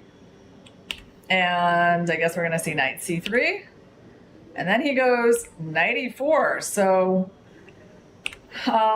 trading pieces and losing a little bit of time on development. I don't think white's going to be unhappy to see that because it just gives him time to build up a big center and reminds me a bit of Anish's game against Vincent. So Raunak is... He's playing on all the pieces on this 6. Yeah, he seems comfortable, just like not really fighting for space yet. Recently I just played a game against the son of my friends, and he was doing the same, all the pawns on this 6 rank, and I was like, what are we doing? And I said, I'm building up the Chinese wall. And I was like, what? This is the new term of this setup? It's very sneaky though. If you push too much with white, you might have a very strong counterattack. Yeah, I kind of wonder, like, well, which attack on the white center does black want? Is it e5 that he's pondering right now? I think he might also consider to play c5 because look at this bishop on g7 just scanning on the pawns on this diagonal. Yeah, c5 is very interesting. Yeah, I kind of agree, Ketsi. c5. Because this pawn it becomes a little weaker, but there's not like immediately a knight that's going to come and attack it. So, but he has to attack the center at some point, right? I think white, which way do you think white's going to castle actually? This is still an option. It's an option. I like a long castle here with the idea to attack on the king side, g4, h4, h5. And somehow... Yes, this bishop is cutting this diagonal here on the queen side, but white is strong in the center, so I would love to see long castle. Okay, did he just go knight c6? Knight is on c6 without playing c5. Yeah, okay, wow. Right. So Raunak definitely handling this game in an original way, attacking this pawn, and I suppose the most obvious way to defend it is bishop e3, and I think that's what's on the board, right? That bishop is no longer an f4, Ketsi. Yes, bishop e3. And he goes a5 very fast, makes sure that gets more space advantage on the queen side. You can play b4 now, right? After trading the pawns, the rook will hang here. And I would not be surprised if his next move is even a4 here, to even just to block this side, get the knight on a5, to go for b3 as well. Well, Mendonça decides to castle. So I was wondering if he might play a move like b3. Like, could it be worth it to spend a move on that just to stop a4? But he decides not to waste time on it and actually gives Sadhwani a chance to play a4 if he wants, which I think he should definitely think about it. But Sadhwani, you know, he's just trying to create a game. That seems to be the strategy. Just get a game. Obviously, he has a space disadvantage. For it. a4 has been played. I like how he's playing. I also can guess his moves, so I like it. But he seems that he's back to to form after losing the game like that, especially in a team competition. That's something that gives you reason not to sleep at night. Yeah. Well, right? Well, it's only been 14 moves. We'll see how he continues in this game. We're gonna keep the eye on this one. Meanwhile, we have to go to the game of the icons. Bobby and Vishy has started their game as well. Okay, so this was an open Spanish, I think is what it looks like. But let's go back. Yes, it was. So we had a Rai Lopez chosen by Caruana. So Vishy's trying to be solid. Goes for the open Spanish.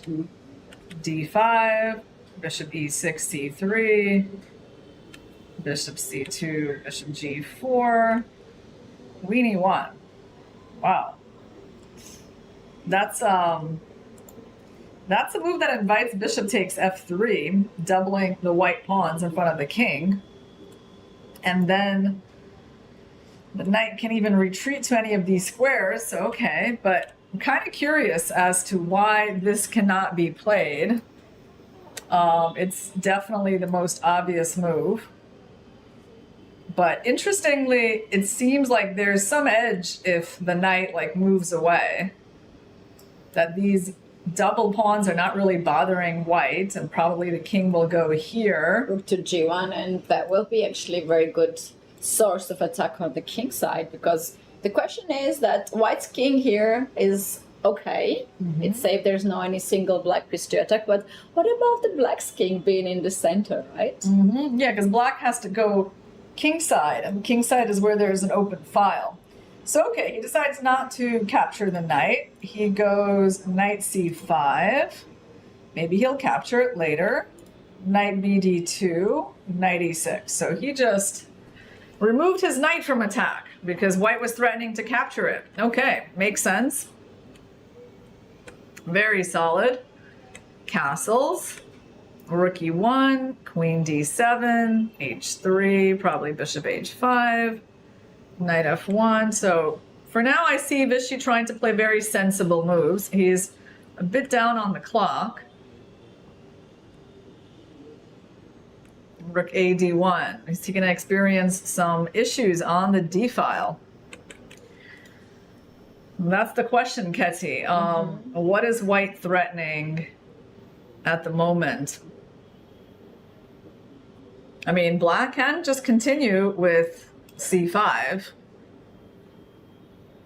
Or even maybe knight c4 can be considered.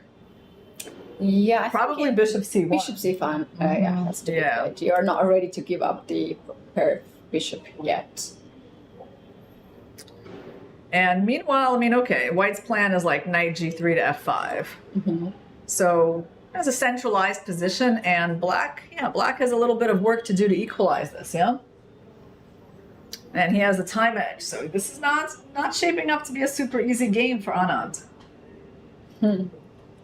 He can feel it. You can see from the time usage that, like, yeah, he's taking more time. He's obviously taking more time, and white has not that much of problems, right, in this situation, and black has to look on the d file, something very small detail, maybe not too much. Okay, let's see how Anish is doing. Looks like, well, it's almost like a Grunfeld structure on the queen side, but there's no Grunfeld structure on the king side. So he responded to this knight attack with bishop d3, c5, a3, which apparently was not the best. So what was better than that? Well, we could have tried to prepare a Greek gift sacrifice. Oh, I like that. Right, idea. with this idea of bishop h7. So oof, I like that. Yeah, coming in with the knight. So that might have been a little bit more incisive by Anish to open up the bishop like that and give way for the knight to come in. But he plays a3, which very solid. It's very solid. You're just keeping the good center, and maybe he's counting to play 5 next move. Yes. or next. But he's letting black survive a little bit here. Still, it's Or not. maybe now. Okay, he just decided to do it 2 moves later. He still bishop takes h7. Now is a serious threat that black has to take care. Maybe something like h6. You have to be really careful here, right? Which pawn to push? Is it g6? Is it h6? Maybe knight g6? Yeah, I mean, in general, this makes sense because he wants to put the pawns on the opposite color of this bishop, not weaken the dark squares too much. So it's either h6 or knight f5. I don't think he's going to go knight g6 because, unfortunately, that runs into a pretty obvious attack with the h pawn. And yeah, he's got to do something because this is already in the air.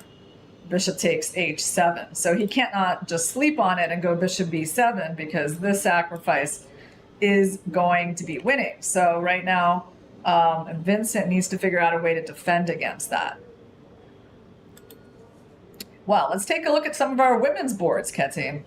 We can go back to the game of vachier-lagrave against Stavrola. Let's see how they updated the game. Okay, that was our interesting Benko gambit that turned into a Blumenfeld gambit. So Stavrola did capture on b5, went knight c6, b3, and she takes her chance to move the pawn. All right. I feel like her play is pretty logical so far. And a3. What is a3 about? Is she trying to put the queen on c2? I think a3 is about knight to getting on b4 with d3 ideas, for instance, or knight b3, knight d5 ideas. Maybe just it's a safe idea move. b4 as well. Yeah. Because after b4, you're kind of breaking this chain of the pawns in the center. But the only problem is, there's this active plan of knight d5 to f4. I know what is the idea of a3. She wants to play rook to c1 next move, and she doesn't want to give up the pawn on a2. So she had the option to play a3 or a4. a4 gives up the b4 square. So that was the reason why she just... But let's see. In time situation, they're kind of evenly matched. And what did Stavrola play after a3? So she went rook b8. Okay, kind of reasonable. Doesn't seem to have like a specific threat. I don't know if she's interested in playing bishop a6 at some point. So what can white do here? Personally, I feel pretty uncomfortable as white. You know, if you played something like rook to c1 now, after bishop a6, there is a funny line there. Let me try to figure it out, Ketty. Okay, go ahead. A funny line, rook c1, bishop a6. Did I blunder some knight takes d4 tactic, or? Little bit. Yeah, so I mean, I don't feel like instinctively this bishop should ever be interested in this knight. And yeah, you have to calculate like discovered attacks like this. I think black's not that interested in these lines. But rook b8, yeah. Actually, maybe b4 is quite interesting because you really want to activate this bishop on b2. Yeah, I like that idea. Maybe white will be left up a pawn, with 3 against 2 on the king side at some point after all these trades. I feel like you got to act quickly because, this bishop is so bad, right? Restricted by these pawns. Rook is already on c1 because I don't see it on a1. And now after rook to c1, b4 is even stronger threat because the knight on c6 is hanging, right? Bishop g4 has been played, and why I cannot play b4 anyway? You can take the knight on c3. Yeah. f3, sorry. But I can actually take it back with the bishop and knight is hanging on c6. Yeah, so b4 is probably her most logical move. I mean, I suppose she can try other things, but it's kind of hard to resist this one, isn't it?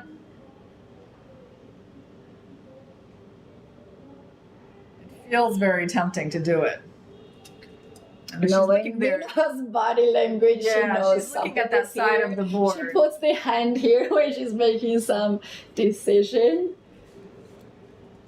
So is it going to be a4 or is it going to be b4? a4. You can go a4, just sort of prophylaxis. No, she will not. You don't think so? No. Yeah. A4 gives up B4 squares. Yeah. No, we don't. No. We forbid to play like that in Georgia. You know about it. Yeah, I agree with you. I agree that B4 is more thematic. And all right, well, while she's pondering that, let's take a look at Mendonça and Ronak.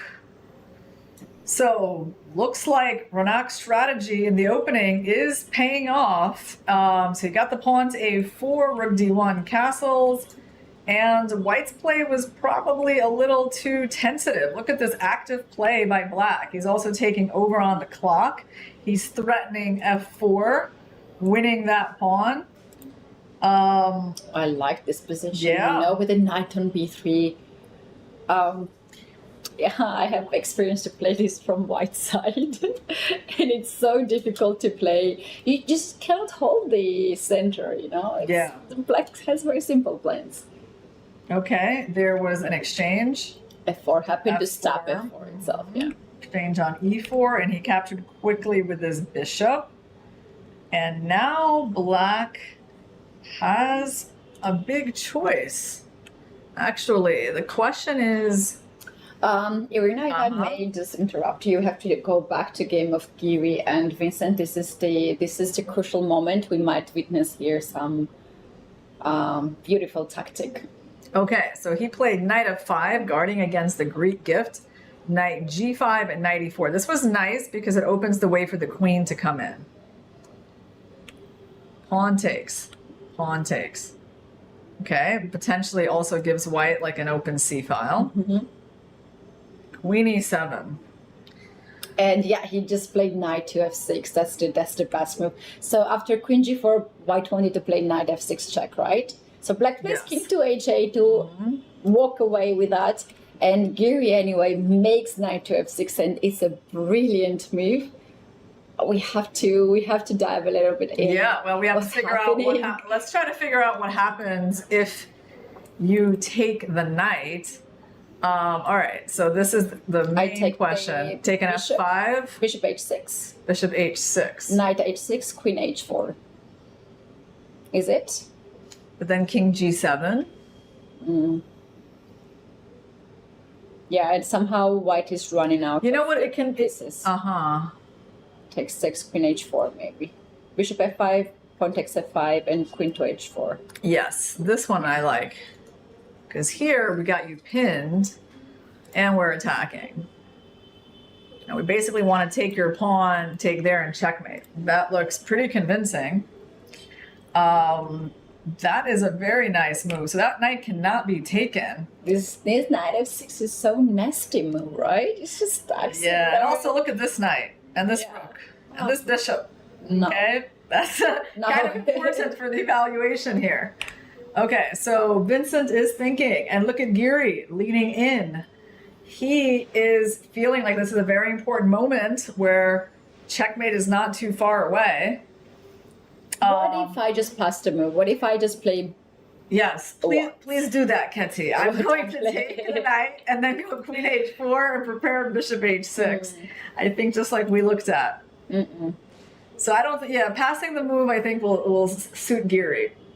Yeah. So let's pass the move. Yeah, let's go bishop b7. Let's develop, right? Development is good. Well, that also loses a pawn. So that doesn't work so well. You know what I'm kind of curious about is if we take, do we actually take the pawn? We don't even take it. We just go straight for the h6 pawn. Yes, I think it's always bad news in chess when your opponent gets a knight to f6 and you can't capture it. Yeah, that's not a good news, indeed. Rook to d8 happened. Vincent played this move. They both have 6 minutes on the clock, but in this moment, this is enough time for Giri to figure it out the next few moves. Okay, I think I understand Vincent's idea. He's trying to leave that square open for the queen, like just as an example. So when we try this type of attack, like, not that I think this is really going to defend, but like, imagine you go queen f8. Maybe that's the point, Ketty. It's ugly, but it does stop the immediate checkmate. Yeah. right? Which kind of successful. So we should not take the knight on f5. Yeah, I mean, here, like, white is still, like, dominating overall.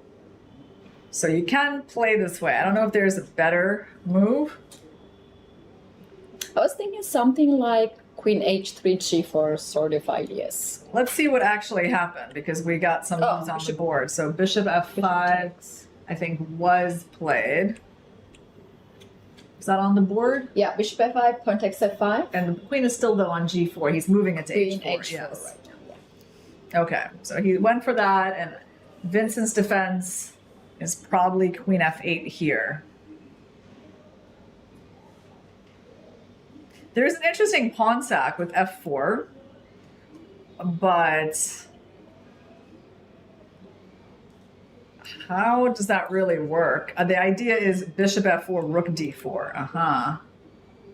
That's the point. So maybe Vincent can also try that. We'll see. Vincent has really tough decision to make now. And how many moves are they on? So they only made 20 moves, and they need to make 20 more moves in this like 5 minutes that they have left, which is pretty intense time trouble. Because remember, I don't think this game will last for 20 more you don't minutes. think so?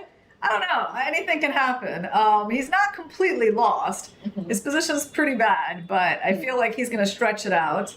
And remember, they're not getting any increment until move 40. So everyone's got to survive to move 40 to get those 2 seconds. All right, so Vincent is thinking, yes, this opening choice against Giri just doesn't work. Do not give Giri free managers like that. Yeah, exactly. You don't give the chances to players like Giri because it's so difficult to find a weakness in the players like him, right? Yeah. And I think that Vincent has made a decision. He has gone for queen f8. Okay. So yes, his position looks passive, but he's not getting immediately checkmated. And d4 is a decent move, right? d5. d5, perhaps d6 next move, or you bring the rook maybe on d8, c8, d1, c1. I think it makes sense to move those pawns, off the dark squares so your bishop comes to life a little bit. Right. Yeah, I mean, at some point he probably just wants to go like rook c1 and rook c7 as well.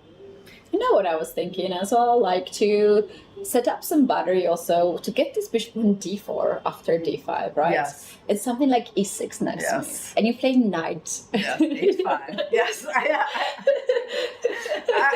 I know where you're going with that, Kathy. Yeah, exactly. So d5 I think Giri should do. All right, should we take a quick look at the other games? For example, we haven't really seen Ho Yufan's game at all. And we haven't seen at all Prague against Sindarov. Okay, so Ho Yufan against Polina down on the clock. How many moves has she made? So she's got 14 moves to make with less than 3 minutes. Her position does appear to be better, but it's not that simple even though she's up a pawn because black has that outside a pawn. Okay, well, we can come back to that later. And Prague versus Sindarov. Okay, this one, what was the last move? Wow, g5, holding the knight on an active position. I mean, black's king looks weak. Oh my goodness, imagine with the bishop on b2 playing g5 like that. Wow. Pretty scary, I would say, for Sindarov. He's a little bit down on the clock, but maybe it's not that bad. I mean, if I go king h1, what are you going to do? You're going to take on e4 most likely, aren't you? So this is the problem that the e4 pawn is hanging, which is why white needs a better answer to that check. Don't we play bishop to Yes. Bishop d4 is probably what he is going to do. You know what I would also consider to play knight to c5 here. You know what? If you want to take that pawn, take it. But you have to give me dark square bishop. Yeah. And then good luck to fight against my b2 bishop there. Very good point, Ketty. So taking this knight is actually very dangerous. And black would probably do better like this, although it looks very dangerous. But maybe it's dangerous for both sides, because this knight cannot move in because of the fork. Yeah. So I still think that maybe bishop d4 is the more likely move in this position. But we are waiting to see on Prague's decision. And 3 minutes, 40 seconds against 2 minutes, 50 seconds for Sindro. Prague has 1 extra minute. And he's kind of player who uses time so well, so properly, He likes to stop and think and use this extra time. let's take a look at Caruana versus Anand, because we haven't been there in a little while. Whoa. Whoa. Whoa. What just happened? Oh, queen to c7 was a blunder. Queen c7. What was he supposed to do to take this knight? Probably, but I mean, that looked pretty dangerous as well. All right, why is this move a mistake, Hetty? Let's see if we can figure this out. Queen c7, bishop h7. Okay, king here and queen f5. And is this is a problem? And it's because the bishop can't really move. You cannot play bishop takes f3. So you cannot let the knight be alive on d6. Oh, Anand is feeling uneasy. You can tell from his posture. All right, so any defense here? Well, there's g6. So basically, if we take knight on f3, there is knight f7 move. White will not even capture the bishop back. And black has to give up the queen, right? Because it's a checkmate situation. Ooh, okay, the key line is going to be with g6, right? Mm-hmm. What do you think, Hetty? I don't feel good here in this position for black. Can I just... If we take on f7... And then just take on e6, yeah. Just take on f7. Depends where the king goes. King g7 is a checkmate in 2 moves. Queen f6, queen h8. Yes. And if king goes here, we just take on e6. And then after bishop takes, knight g5, and we take the bishop back. And the king is just too open, yeah.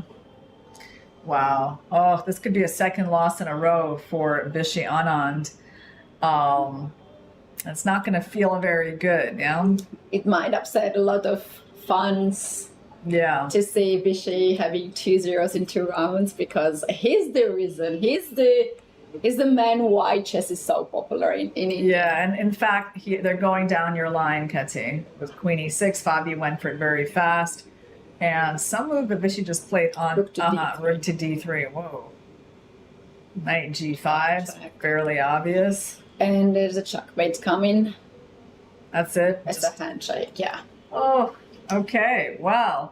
That's an important win with the white pieces for the SP Alpine SG Pipers.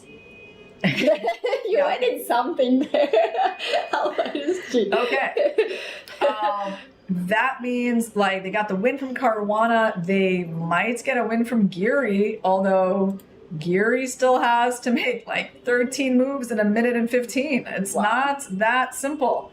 And Vishy is doing a great job, right, to survive in this position. Okay, d5 happened. All of these moves happened. Very good. But wow. How many pieces is going to sacrifice? He took the piece. Okay, this is not clear at all. This is not clear at all. And like Anish barely has any time. I mean, there's just a physical problem here of making enough moves to get to move 45 seconds. Yeah. I mean, he's not quite as fast as Firouzja, so he's feeling very uncomfortable here. E6 and E6 is not a correct move. Okay. I mean, at this point, I think Anish will bail out with a draw if he can, because I don't know. Maybe that's why he played a6 to open up the king and to try to make queen g6, queen e6 type of checks. Right. So, I mean, Vincent has to take that pawn. And then, queen here. Okay, he did take. He took on e6. Vincent's looking around, trying to see what's the situation in the match. It's going to be hard for him to figure it out. He needs to make his moves as well. I think this is not the moment to look around, actually. Now, if he's considering to make a draw or not, but as Vishy has lost on the first board, he cannot really accept a draw here. Well, but there's so many games still playing that I don't think he should do something totally crazy. Yeah. Queen H6 happened, and now it seems like Black can try to offer the queen trade, and there could be a repetition, which I think is likely is going to happen right now. I just don't think either of these players are confident they can even make the time control. Yeah. They're repeating the moves. And they keep their drawing streak alive. Well, Anish, you had a great chance. There's just a lack of time. Okay, they agreed to a draw. Game. Really nice game by Anish and fantastic defense by Vincent. Yeah, that's a big miss by Anish, but might not cost the team so much after Fabi's win. Although Sadhwani for the Ganges Grandmasters is doing well. What he has done, or all the white pawns. And wait, the guy barely has enough time to make any moves, and that's it. He's going to lose the rook anyone, and Sadhwani bringing in a big point. Actually, this is a fantastic game. 4 points for the Ganges Grandmasters. Wow, Anish's game might actually turn out to be costly. Let's go to the other ones. How is Ho Yifan doing? Is she going to make it? Okay, she's got... it's a checkmate in 2. And she... she was white, and that's not good for her. It's another 4 points for the Ganges Grandmasters. That is 8 points total. Okay, and Prague versus Sindarov. So Prague is playing for the Alpine. SG Pipers, they need a win, but... Okay, they've made it to move 40. They're playing on the 2-second increment. The problem is the b6 pawn is something that Black can capture most likely pretty soon. And Sindarov is not actually in any danger here. He's in no danger, which means that actually the Ganges Grandmasters should take that match due to wins by Shuvalova and Sadhwani. Shuvalova, fantastic game. Another game has also finished, and Vachier-lagrave managed to win over Savrula. This game also finished. Draw, was that? Oh, let's see. Vachier-lagrave though, okay. Vachier-lagrave winning against Savrula. Oh, Sindarov won? No, there's no way. Sindarov won? Sindarov won? Yes. Okay, hold on. Sindarov won. How? How did that happen? All those moves came so fast. Okay, because knight g6 happened, right? And yeah, that was actually the problem. Oh, he decided, because it was the knight hanging on the fork. Knight g6 is a brilliant move. And his king apparently went in the wrong direction here. Okay, but it's not obvious to see why it should go to f1. Okay. Wow. And then he just loses. Oh. Wow, we were thinking that's it. We were thinking the Ganges Grandmasters. Wait. Yeah, we were thinking the Ganges Grandmasters were going to win, and they are going to win. They are going to win 13 to 7. And we can just summarize the points, right? On the first board, Fabi played a fantastic game against Vishy. What a beautiful sacrifices and the mating threads. Anish, Giri, and Vincent. I think if Anish would win this game, he would be the man of the match. Yeah, that game, started off so well for Anish. In the end, both players just had very little time, and the draw was already the fair result from the position they had. Can't really blame anyone for, not continuing that game. The surprising results was that, yes, Hao Yifan lost that endgame where she was up a pawn, and Shuvalova beats her on those seconds. Vachier-lagrave scoring her second win in a row. I mean, getting 2 wins out of 6 is quite good in a match, but, unfortunately they lost on 3 boards, and it now it goes to the Ganges Grandmasters. Turned out that their tactic to choose the black colors turn out to work perfectly well for them. Do you think they will stick with these black pieces now? Because it worked out for Ganges Grandmasters. If they win again toss, I would say they will stick to black.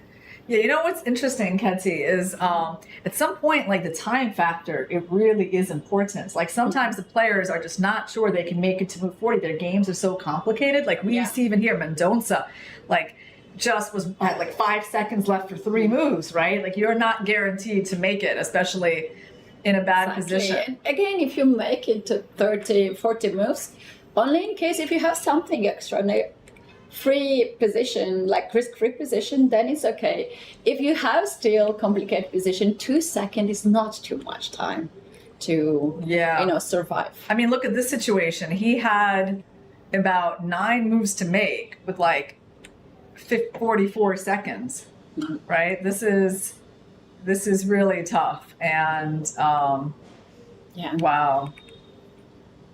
Yeah, you need to keep a lot of time on the clock. You always have some distance of 2 minutes on the clock. That could be very good strategy if you can. Yeah, so basically Raunak, I mean, he used that time edge and his advantage. The game was not completely clear, although I think he was always doing pretty well. And then he just won. So question. Who is the man of the round that we are actually having every match? Well, who was the first one to win? They all kind of won at the end, didn't they? I'll help you. I would say mine. I think Sadhvani had really nice win. Yeah, I agree. I would give it to Sadhvani. Very nice game, attacking. But you know, some players are showing themselves to be in very good form, like Nino Batsiashvili delivering 2 wins to her team, which unfortunately not helping them. But that's a big deal because she's not really considered one of the, like the dominant women players. Like I'm not surprised to see her doing well, but it's also not like, it wouldn't be a surprise the other way around either, right? Ho Yufan kind of underperforming. Well, it's a short distance so far, just 2 games, but Shuvalova delivering 2 wins for her team. And Anand, being kind of shaky on board 1. That's something that the Ganges Grandmasters will really want to kind of tighten up in the next matches because, now they're on the score table. They have just gained themselves 3 match points. Yeah, that's actually true. So you didn't even answer to my question. Listen. I have another I have to leave it there to ponder, Ketty. I have another kind of. Let's try again. I'm thinking it will be between Caruana and Sadhvani, but Caruana played on the other side. No, you were saying like who I'm recommending for the MVP award? Yes. Oh, well, we did answer that. You said Sadhvani, and I agreed with you. I agreed with you, Ketty. I thought we were done with that. I was like, is there another one that you... have agreement.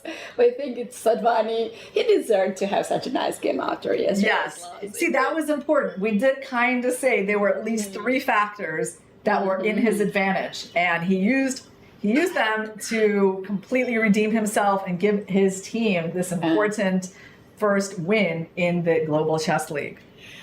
Right. So we have the final match for today coming. It will be at 8 p.m. You guys, you don't want to miss any of the actions because there are more players coming right now towards to our location. They will be walking through the fan zone and joining then the venue. But you know what? They don't know which color they will be playing. Right. We're going to have a toss right now and they will figure it out. The color. So exciting, looking forward to it. Yes, let's just let them know what they're waiting for. It's the matchup between Gukesh and Firouzja. So I think that one is going to be very much anticipated. And then another big one between Arjun Erigaisi and Wei Yi, a replay of their match in the quarterfinals at the World Cup, which was won by Wei Yi, and it was a painful loss for Erigaisi that I think he will be trying to avenge. So there's everything to stay tuned for our 3rd match of the day, and we'll see you guys soon. Sir, आपका goalkeeper से लेकर the wall तक के पीछे का secret क्या है? Secret नहीं, ताकत मैं स्टेडियम को मजबूती से खड़ा करने वाली स्टील से इंस्पिरेशन लेता। एपीएल अपोलो स्टील पाइप्स, देश की बढ़ती ताकत। Proud sponsors of Alpine SG Pipers. Bharat का अपना solar, Navitas solar, India's finest module manufacturer. We bring the power behind every winning move. जब घर में कोई किलकारी गूंजे, ये लोरी की धुन में गाती है। जीवन की आपाधापी में मन को सुकून पहुंचाती है। कोई अपना कहीं खो जाए अगर, सीने से लगाई लेती है। कला अपने भीतर ही रहती है। कला अपने भीतर ही रहती है। कला अपने भीतर ही रहती है। सर, आपका गोलकीपर से लेकर दी वॉल तक के पीछे का सीक्रेट क्या है? सीक्रेट नहीं, ताकत मैं स्टेडियम को मजबूती से खड़ा करने वाली स्टील से इंस्पिरेशन लेता। एपीएल अपोलो स्टील पाइप्स, देश की बढ़ती ताकत। Proud sponsors of Alpine SG Pipers. Bharat का अपना solar, Navitas solar, India's finest module manufacturer. We bring the power behind every winning move.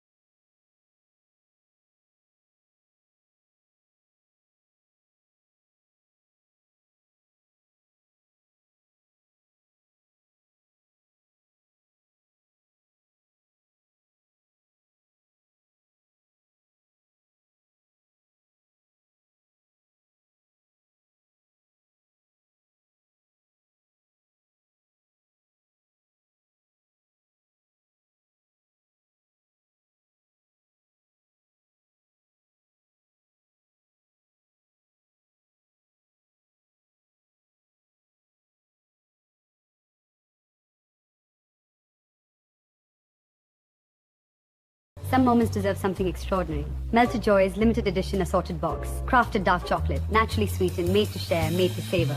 Celebrate the game. Celebrate yourself. You Mumba, new champions of season 2015. Table tennis season 6 winner, you Mumba TT!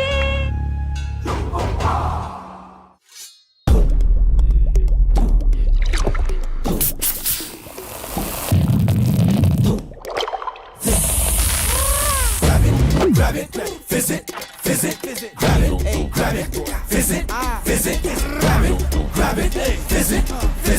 grab it, visit, grab it, visit, grab it, visit, Gamba!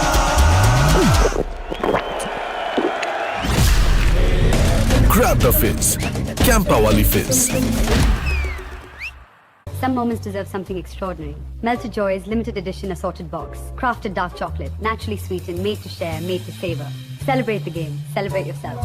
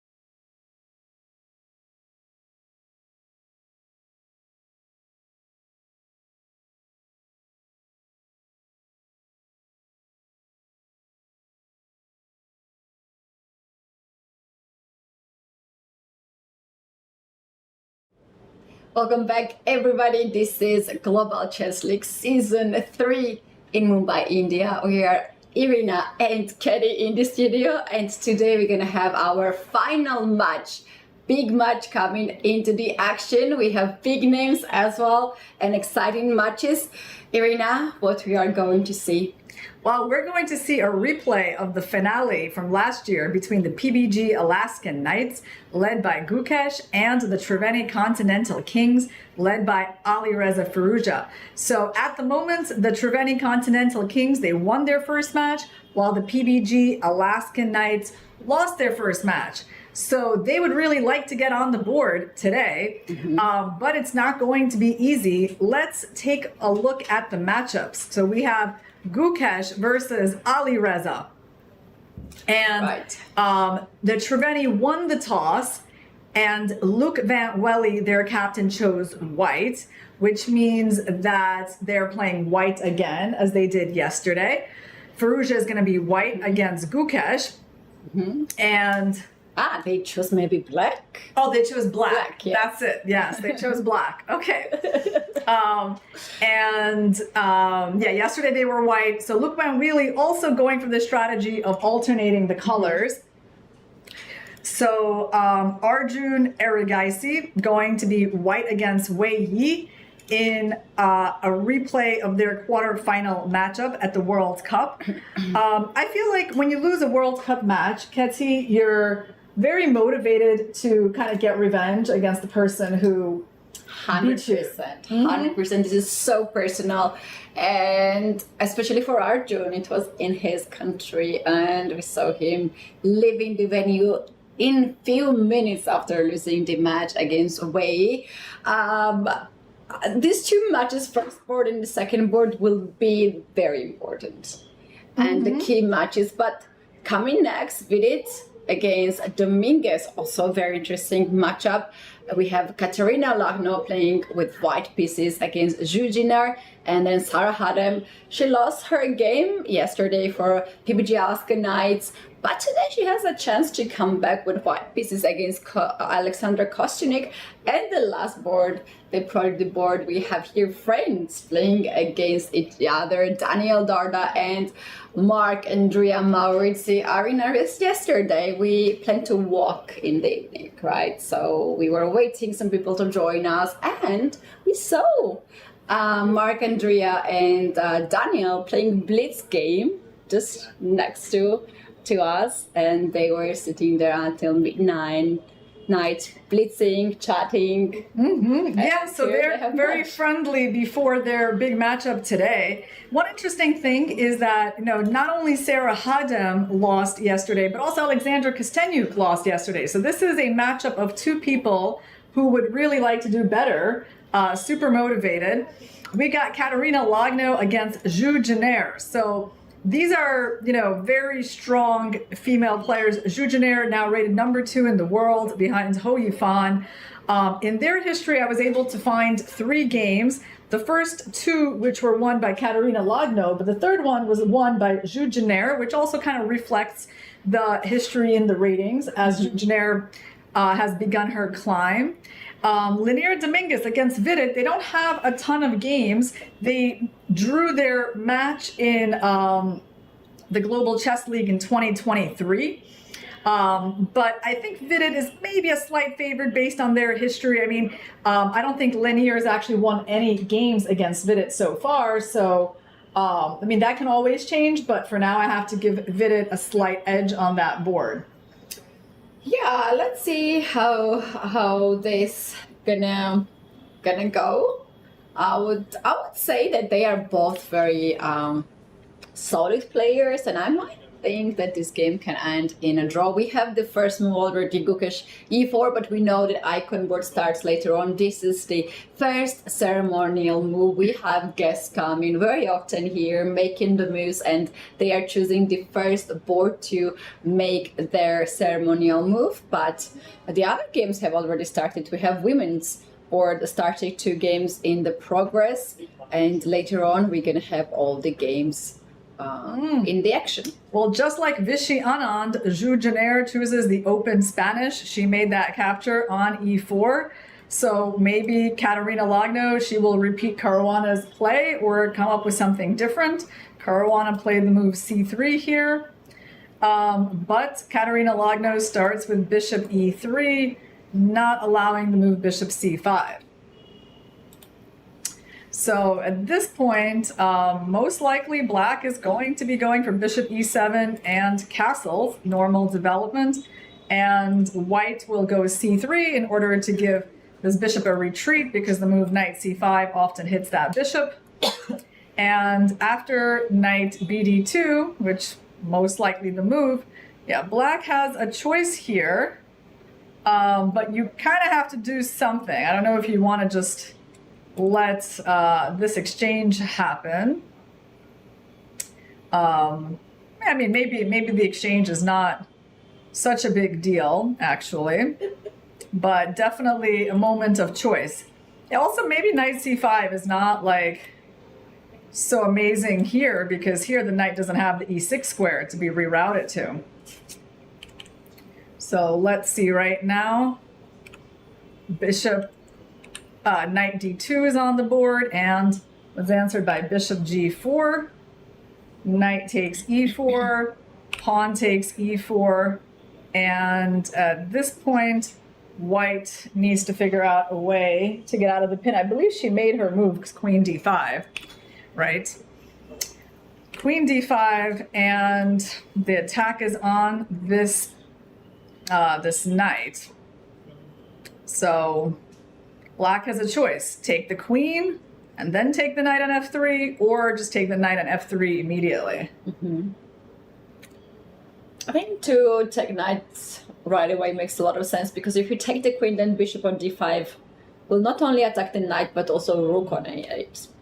Yeah, so this leads to positions, I guess, where if pawn takes here, queen takes. I guess the problem is white wants to try to fight for the d file, but like this position is very interesting, right? Like it looks like white's king is more open than black's, but somehow the threat of bishop h6, once you move the bishop from g4, is a bit of a problem. And probably on bishop h5, there's going to be f4, and suddenly white is the one, or even like bishop f5, right? Suddenly, well, not only there's this f4 idea, but there appears to be some problems with the rook getting trapped.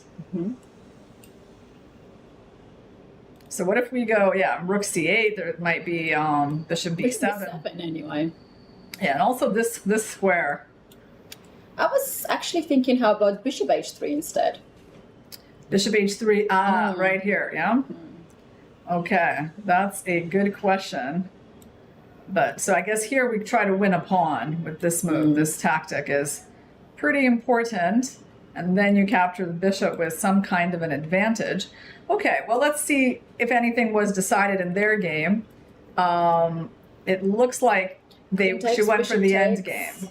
Pawn takes the knight. We have bishop c6 and pawn takes the pawn on g2. This is currently the position. And white went also rook to e1. Okay, so a little bit, I guess, of an edge for white. Some sort of advantage because of the more powerful bishops. This pawn is not really going anywhere. And okay, this rook has to move now. So let's say it moves to d8. How are we going to continue? I mean, the obvious move, king takes g2, is apparently not really enough for an advantage because black like starts getting counterplay with f6. So that's a little surprising that you don't want to take the pawn right away, and you want to actually try to open up the a1 rook. And that seems to be the direction we're heading in, Ketty. Oh, it went b4 actually, instead of a4 here. First, she is blocking the pawn. Is that the idea? Because after a4 you can play b4, right? So I like this idea of like, no, first you play b4, fixing the bishops on the light square, and then to threat a4. So, okay, black played rook b8. Ah, that's the difference. We were looking at rook d8. So rook b8, and she went b4 to stop, I guess, black from going b4. And she's also quite fast, 18 minutes plus 46 seconds. She has actually spent only 1 minute and 14 seconds in for this all. Yeah, this is good prep. Yeah, it's a very good prep. We do have all the games in progress. Shall we take a look one by one? Maybe starting with the Gukesh against Ali Reza. Okay, let's go there. Gukesh got the white pieces, and not surprisingly, he is playing kind of a Reti opening. Ali Reza starts with a bishop fianchetto, but then he goes c5, so he's like not entering a pure King's Indian, transposes into like a symmetric English. And now Ali Reza says, okay, I don't want to allow you to play the line with d4, so I'm going to not block my bishop yet. And he goes a6. All right, I mean, I guess the idea of this move is to go rook b8 and b5.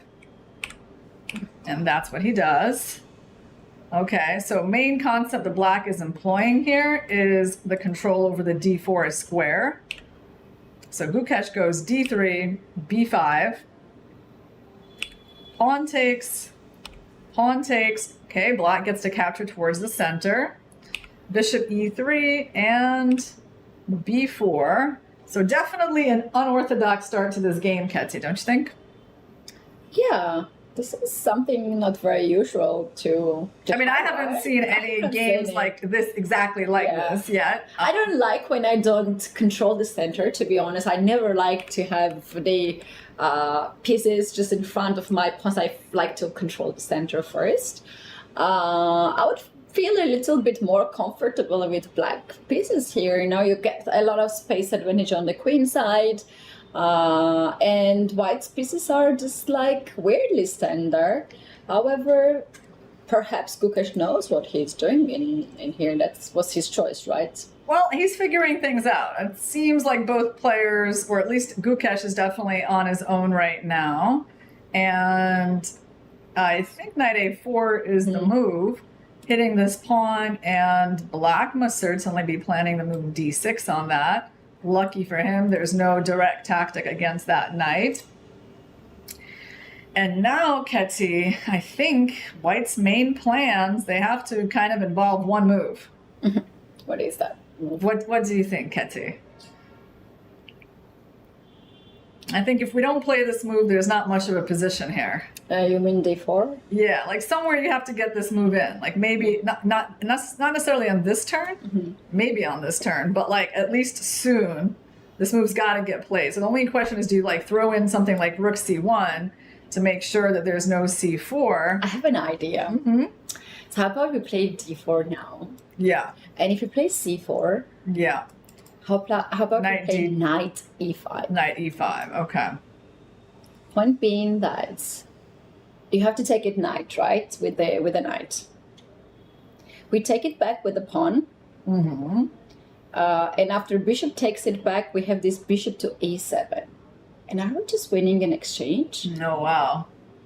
That's a pretty cool idea. Okay, so knight e5. They take us. We take, and if they insist on taking back, at the end of all of this, there's that, and then still not like totally over, because we do have to give up our light squared bishop to get that rook, and black does have a pawn for the exchange, but definitely an interesting line. And okay, they have made some moves. D4 happened. D4 happened. It's on the board, yeah. D4, yeah. Well, the thing is, it's the only counterplay white has given his lack of a center, so very understandable. And now Alireza is going to be having to make a decision and I think he actually has made a decision. He made a decision, and he played already. He takes the d4. And we have knight takes d4, knight takes d4, bishop takes d4, and knight to f6. This is a correct position. Solid approach. Okay, knight f6. So the engine seems to like white, but the question is why? Black has a center pawn, but it must be this move bishop a7, bishop right? a7, yeah. There doesn't seem to be anything other than that wrong with black's position. So Gukesh is pondering, like, what is the idea? Come on, Gukesh, he played? Oh, no, he didn't play yet. That's our board, guys. That you see over here. Just giving up an exchange out of the opening. So Gukesh just needs to take it. Do you think Firuza is now worried, or? He doesn't seem that worried, but you never know. Yeah, he will not show too much. Right? I mean, the exchange is definitely leaving the board, and that's the very logical move from white, because if white doesn't go bishop a7, there's really nothing in this position, right? Black's structure is very solid, so it's really a tactical problem that black is experiencing here. And Gukesh is calculating now. All this line. Look at his body. Is going. Oh no! What? B3. What? Really? Why? B3. Why he would do that? Well, he was worried about the knight on a4, and he wants to get knight b2, but knight to c4, perhaps. Wow. Oh no! Wow, he's letting him off the hook for sure. Because now black is going to be able to castle, and after bishop a7, rook b5. It wouldn't be a check, but okay. Firouzja goes queen a5, just stopping. Bishop a7 directly. Also looks very reasonable. Wow, this is going to be a big question. I think this is so bishop a7 right away. I kind of had a feeling that he was worried about this position. And queen a5 is what do you think he didn't like about bishop a7? Might be the knight being stacked on a4, right? I mean, it's an exchange sack, right? Yeah. So there's something like rook b5, or so we're taking this, and what did he feel? That this was too much compensation? I mean, I guess so. Queen a5 is coming. But yeah, like, but it's still, white's move. We can. yeah, it still feels like, okay, white has more than one way to sort of have a decent position, right? Even if you're not going for the maximal advantage. So, okay, that move was letting black off the hook a bit for sure. And so now we got b3 on the board. Castles. So not, okay, is it b3? What are the moves, Ketty? So it was b3. We had then queen a5. Queen went on d2. We had castle. b3, queen a5. Rook to c1 and bishop to d. All right, so... Oh, knight f6, question marks? Yeah, because so of bishop a7. Yeah, so knight f6 and b3, queen a5. Maybe we refresh the... Because I'm having trouble from with here. this. Okay. Yeah. Right here? Yeah. Wait, this one? Okay. No, yeah. Let's refresh the page. Let's refresh it. Yeah. Ah, okay, now we have the move. So queen a5. And... so he didn't play queen a5. That's why I couldn't get it. It was actually a castle. Yeah, makes sense because now we don't have a check, so... Now he goes queen a5, and, well, now it's a question of where this bishop is coming out from c8, because it's going to d7.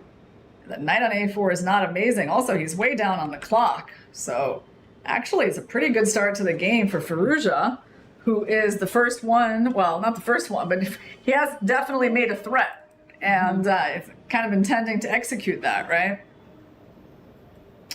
So, Gukesh should have gone for the exchange. Gukesh, how come? Okay, let's take a look at what other games we got going on. I was just thinking one last thing. This one has this move a3. No, that's probably not. Okay, he went queen e3. Queen e3. I like this move, attacking the pawn on e7. Maybe kind of also hitting the b6 square, yeah? So the question is, should we defend the pawn or look for another move? I mean, most likely he'll just play rook fe8, right? Yeah, the game that I expected to be very peaceful between Dominguez and Vidic turned to be very sharp. Shall we jump right away on the board 3 and check it out what is happening? Okay. So this was another e4 opening, as we can see. So the last couple of moves, there was a capture, black captured back. All right, black's got the bishop pair, queen was coming out, starting to look like there's sacrifices at some point on that square. Knight g5. Why is that move not so good? I mean, it attacks the bishop, it definitely makes some sense. Attacks the pawn on h7. Yeah. Well, okay, there was some crazy tactic based on this fork. Oh, so beautiful. Shall we do that on the board? Yeah, so this is not so obvious because, of course, it leaves that pawn hanging. Oh, wow, this is so beautiful. But it was not found by Vidic. Not so surprising. It's just a pretty tricky thing. Yeah. To think of when your h7 pawn is hanging with check. Don't look for the moves like that. Yeah. Unless you know it's a puzzle and you have it at home and you know to solve it. And after this move, wait, queen d4. I thought knight e2 was the point. It's not. But apparently it's not even knight e2, it's queen g5 and then followed by knight e2. Because if you start with this, they actually have a lot of pieces because of that fork at the end. Wow. Okay, so there's the tactics here are pretty insane, and that explains why. You know what? Maybe he saw this bishop d4, but to see queen to g5, I'm sorry, but that's too much. Or I think maybe he just didn't. Yeah, that's also what I mean, you know, g6 is sort of a very simple, solid move that Vidit played. How long did he think on this, though? That's the question. A very good question. Let me very quickly check it out. So I can see that he spent about 1 minute for this move. Okay, but he also had a lot of other choices like h6. So I don't know if he saw bishop d4. All right, he went g6. And what did Dominguez play? Rook a1. So the bishop's going to move away. White's got the e file. Black has the bishop pair and a powerful knight and f4 f file play. If I had to sort of guess who has better chances in the long run to win this position, Ketty, what do you think I would say? You would, long run, you would say, I would think black, because you might think that this d4 pawn might be weakness in the end. So that means that white pieces are now very active, and if some trades happen, then black might take over. This is a very complicated position, right? And the fact that like there's actually some insane move that the engine's proposing. I love this move. Oh my goodness, so beautiful. I mean, this is like, I was just thinking about this move actually. It's so beautiful, right? And but he's not playing it. Yeah, he's not playing. It's a little too much, right? Like it's a beautiful interception idea to try to like get that knight off the board, but there's just so many tactics that you have to calculate like that. Yeah, so I mean the move itself is not like better for white, so it's not a surprise that he didn't go for it. And I believe he plays the move, is it knight to e, what move did he play? We don't have, I think we should have a move because I feel like he has made a move on the screen. It's moved now. It is visible. I don't really receive it in my computer. I feel like it's knight e3. I feel like he played knight e3. Yeah, I see knight in front of me. Okay. And now c6 would make sense to protect that pawn, and that's the move I wanted to play anyway. So I think Vidit answered with that move, if I can see that correctly. Okay, well, let's assume he played c6. And where is Dominguez going? Is he going with knight g4? Or there's still that crazy idea with knight f5. Now knight comes into the business. You know, because the queen cannot take that knight because of the discovered attack on the queen. But yeah, Dominguez has to look for tactics like this because long run, he's got a weakness. Black has the bishop pair. And honestly, these pieces might just be very awkward, right? So actually, it is the kind of position where he's got to take some concrete action. And he has to do it right now. He has enough time to calculate all these moves. Yeah. And yeah, he has to go for it. Well, this move, knight f5, is going to be a little bit, you know, of a shock, I think, to Vidit. Maybe not, I don't know, but he might be already anticipating some sort of interception here. Question, what happens after bishop to f5? Yeah, so bishop f5, we are just taking. Okay, and you can take back with the queen. If you take the knight on g5, then we have bishop e6. Bishop e6. Which, interestingly enough, like, you think that black cannot take this knight at all, but actually you can, because this is a rook in two pieces, a rook in one piece, but it's the d4 pawn. That falls, and then f2 pawn will also fall. So this crazy line is actually playable for black. So they could actually take this poisoned-looking knight on g5 if they want. They don't have to, but it is an option for them. Let's see if he makes a move knight to f5. That's very beautiful move. He can also go knight g4, but that's not that fancy. And you know, when you have a move like knight f5 on the board, from black's perspective, you might think that, oh my goodness, there's so many pieces on my side of the board. They don't have the access to the engines to understand that this is actually equal position. I'm sure they don't think it's equal position right now. It's very complicated. Let's think a little bit on our own here, Ketty. Let's go like knight f5. So bishop takes f5, bishop takes f5. Now is there, no, you don't even have knight g2 because then we have bishop e6 and then we just take your knight. So there's not that tactic anymore. You definitely don't want to take the bishop because then white just gets sort of everything they want with all their good pieces. So you either take the knight on g5 or you look for something else. But it's not so obvious what. Now there's, hold on, we gotta check this crazy move. There's bishop takes d4.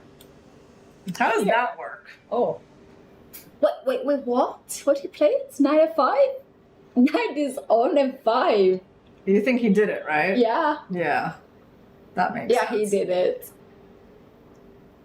Very good, Linear. Very nice. You made the critical move.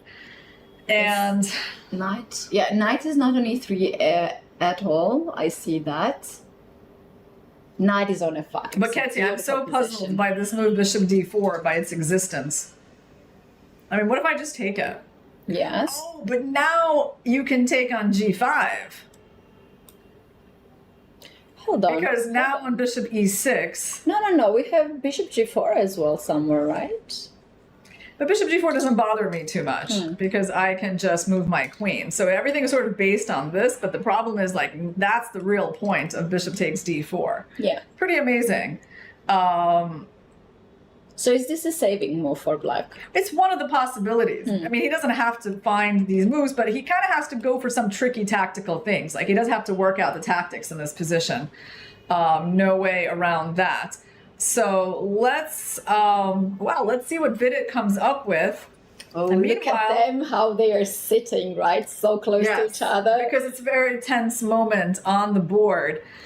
And also, should we go to Arjun versus Wei Yi? Okay. Oh yeah, this was the game we were looking forward. I'm gonna keep the eye on the game of Vidit, and if they continue to play this madness, then we can come back. Well, what's going on here, Ketty? Arjun has a time advantage. He's also down a pawn. And interestingly, the engine bar is saying like this is a bit preferable for white. How can it be preferable? Okay, he's not down a pawn. He's not down a pawn. I didn't calculate these guys. Okay. They're equal on pawns. That makes sense now. Because I was like, if he's down a pawn, why is he better? Okay. So it is moved to what for my white to go. Yeah, okay. Now I can understand why white is better because this pawn isn't really going anywhere for now and it has to be defended. So queen d8 is a logical move here, right? To give this check. And you have to move the king away. Now the knight is pinned. Shall we go at knight f3? I mean, most likely black is just going to unpin by playing queen c6, right? So like if we try to activate this knight, of course... You know what I was thinking? Some move like queen to c8. Now I'm having trouble with this mouse, Ketty. That's the problem, you see? Can't really move it. Yeah. Oh well. That's why But really tired. It's the last match. It's already 8:30. Poor mouse. Queen c6, right? I don't know. I feel like this game should end in a draw. It doesn't seem to be like the most exciting. Just left the board to see other games and then came back very quickly. Okay, so he went knight f3 to begin with without the check. He just goes knight f3, and so on knight f3, Wei Yi quickly answered king g7. He's anticipating the check on d8. Makes sense. I mean, Arjun can still go queen d8 and it's going to transpose into what we were looking at. But meanwhile, let's take a look at Sarah Hadam and Alexandra Kostenyuk. That has a pretty sharp feel to it. Black has this passed pawn and is inviting a queen trade to let that pawn go further all the way to d2, where it's going to be supported by the bishop. So it's a little unpleasant. Why don't I play king to f3 here with idea rook to d1? And to That's great, Ketty. You're setting me up to beautiful show tactic. Yes, thank you so much. Thank you. But it's not a tactic. It kind of, I do think it is gonna work. I do think Rook D5 is King strong. takes. And I have now. Sadly, there is not many pieces on the dark squares for black. Yeah, so what do we do? Like King D2 and say that basically you don't have any good checks. Yeah, that's very sad. So maybe King F3 is possible. You don't necessarily want to help that pawn get to D2. So King F3 is an option. Is she still thinking about what to do? You could also play Rook E1. But then there's going to be Bishop C3. Right. Yeah, so Rook E1 is a little bit problematic because of that move. Yeah. And they're going to force you to make the trade on their terms. And I think, what do you think? They'll take with the pawn or the bishop? I'll take with the pawn, I guess. Yeah. To get closer to the promotion. Definitely. Okay. So a little bit of an advantage for Kosteniuk, also an advantage on the clock. Let's see how many moves Sarah has to make. Well, not so many. She has less than 10 moves to make the time control, still 4 minutes. She can definitely do that, but the issue is that her position is under some pressure. So probably King F3 is what she is going to be doing. Okay, so shall we go to Dominguez? Dominguez, we have to go there. This is really exciting game. Wow. And Vidit went for one of the lines that wasn't necessarily the best, but I can see why he did it because it looks like he's winning the exchange. Remember this complicated position, Ketsi? This is where we were looking at Queen G5, Bishop D4, and instead Black took this bishop, and after Queen takes F4, he's relying on winning the exchange. The only problem is his king safety, right? It's like White's pieces have gotten really good. So yeah, fascinating position. How is White? I mean, White doesn't have to lose the exchange, but Queen H4 maybe doesn't work because of H6. So I don't think that White can rely on that to not lose the exchange. What other moves does White have? White has, well, I mean, Black wants to capture, and if Rook captures, just kind of trade things. Yeah, I think White can also just take with a pawn, and this pawn can go all the way to E6. And together with the knight and the queen, this is a very, very strong pawn, right? So I was thinking about something Queen to G3, maybe. Queen G3 is a move. Also, I would say maybe like even Rook here is a move. You know Just what we can do? ideas. We can save the Rook by Knight H7. King H7 and Rook to E7. Is it a good compensation or not enough? You want to sack. King if I take, the problem is that there's not necessarily, is there a check here, Kathy? Is No. there a check? No checks. So maybe there is compensation, probably just Queen F3. The idea of Queen H5, but you know what I was relying on this, like after Rook E7 check, Knight H7, King H7, Rook E7. There's so much tension on this board, right? That's why all of our attention is drawn here, because there is no other board, I think, that has this level of action and this critical of a decision that Lanier has to make, and he's still thinking. And actually, one of these moves that we were saying, Rook E3, is an option for him.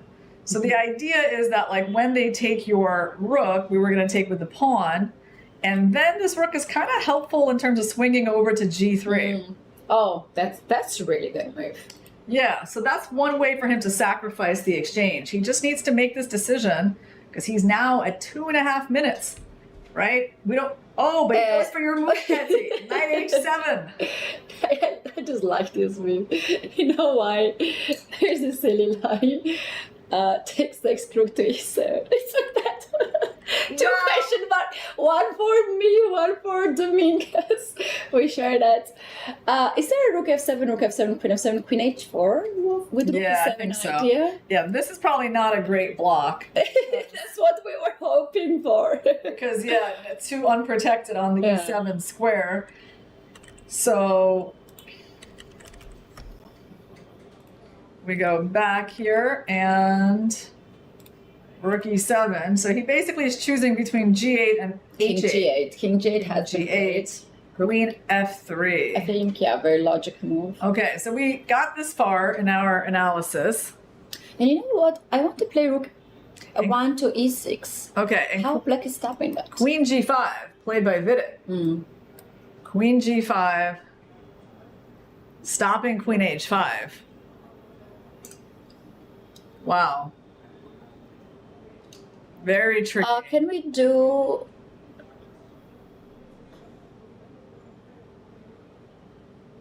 It's interesting, like, why is this move? Rook e6. I think one of the ideas is, like, there could be h4 at some point. Try to deflect and go to g6. What do you think? I like that idea. Okay, unfortunately, this one is not a winning idea because it's sort of just an offer of repetition, potentially, right? So Dominguez can't rely on that to win the game. Yeah, unfortunately, he didn't find that brilliant exchange sack, rook 1 to e3, you know. But still, he's playing a good game. Let's see what he decides now. I mean, he's down to very little time. I think he should go for the repetition if he can, because he's got 10 moves to make in like a minute and 20. And I think he's doing it. A good call on that, Lanier. Right. Okay. Can't go for a win when you're about to lose on the clock. So sometimes you got to cut your losses. Like, you tried to attack, it didn't quite work out. You know what this reminds me of, Ketty? Why? Reminds me of Anisha's game against Vincent. But look at Vidit. He is checking out the other boards to see should he take the repetition. And my feeling is like he actually has a lot of time. He has to take a repetition, I guess. But he has a lot of time. He can. Rooks with the queen there. Yeah. Next pieces are not active. He can sit here and try to play on, but the problem is that he can barely move his bishop from b8, right? Like, let's just show a sample line. Okay, let's try to move the bishop from the back of the board. Actually, he can do it.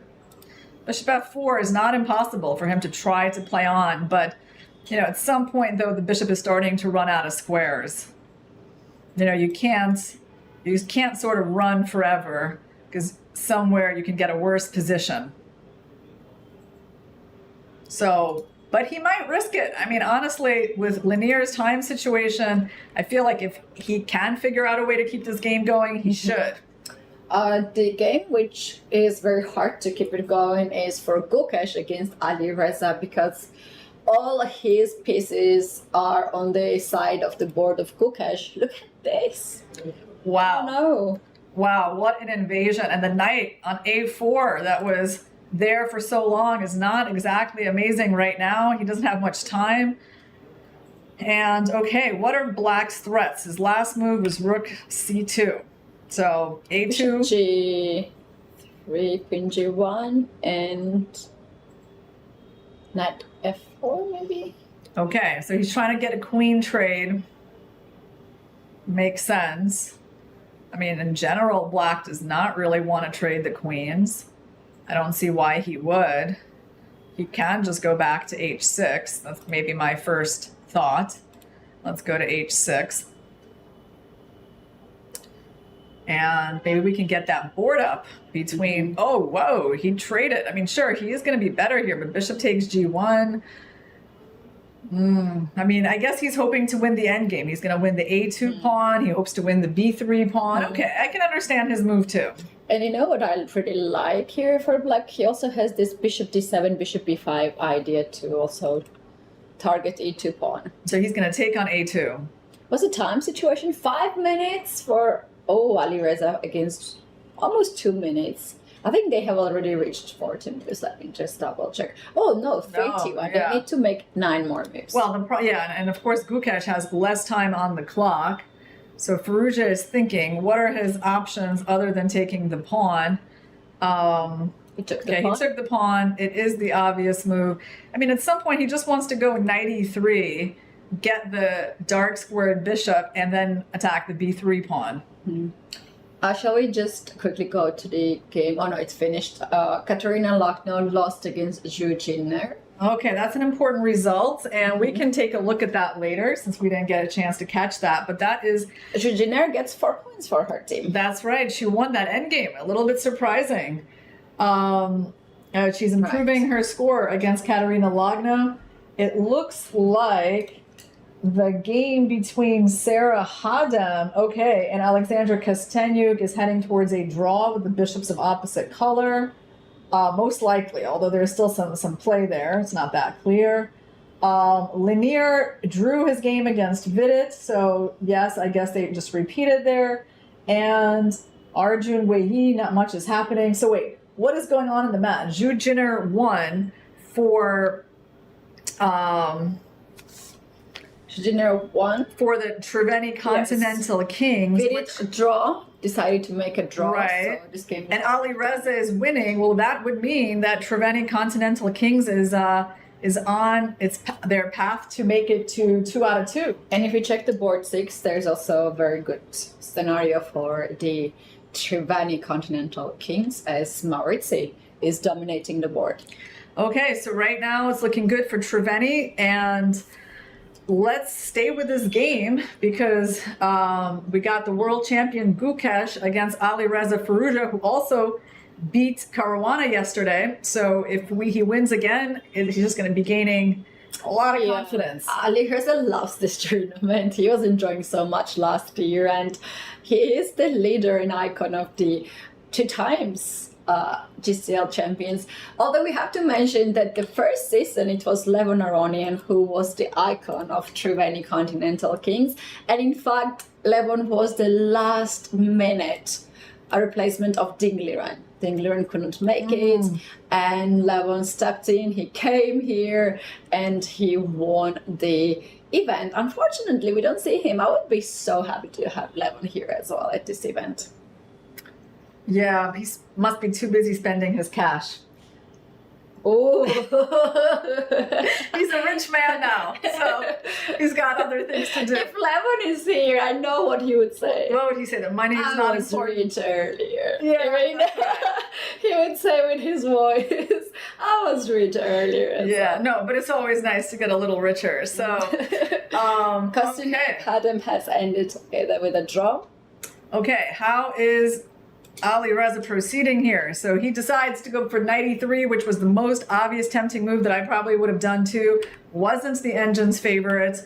Knight c3, rook c2. Black has still a better position, the advantage of the bishop pair, but no material advantage yet. And, it's still within possibly a defensible position for Gukesh, but even if Gukesh doesn't lose, it's still not looking like a good match for the PBG Alaskan Knights. Look, because now also on the last board, Maurizi is having really good position. He's not going to lose that game. Oh, wow. Wow. So Triveni is going to be continuing their winning ways. Maybe Arjun can do something, but it's also 3 against 2. Yeah, no, it doesn't look like he's going to beat Weiyi from that position. Well, he thought Arjun Weiyi would be like really crazy. Yeah, but once we saw that queen, knight, and rook, we just moved away. Yes, we just been there after. Yeah, no, I think this game, though, is still going to provide us with some action. Okay, g5, played by Gukesh. A little bit of a dangerous move, right? Like, that pawn can be weak in the future. You basically will never move your knight again. Gave up the square. I don't know why he did that, actually. And he doesn't have a lot of time. He has like less than 30 seconds to make 4 more moves. And he played 1 move? So Knight f2. Oh, okay. He did play 3 more moves. Okay. And he's got 21 seconds for 3 moves. You think he's going to do it? He's going to do it, yeah. 20 seconds, it's... Well, he might do it, but I'm not sure about his position keeping up. The bishop on g2 is the bishop you want to trade right away. Yeah, also at some point, can bishop e3 happen? Can it happen even here? Ah, but there's bishop h3. That's the big defensive idea. Okay, Ali Reza needs to be a little careful. But he played a move. What did Ali Reza do? It was rook a2. Rook a2. Rook d1, attacking the bishop. Bishop e3. Mm-hmm. And now bishop h3 is not working because rook has moved on a2. And they handshaked. Was it a resignation? Oh. He didn't make it, right? Bishop to c2. The final his rook was getting trapped. Wow, I gotta say the final position is not pretty for white.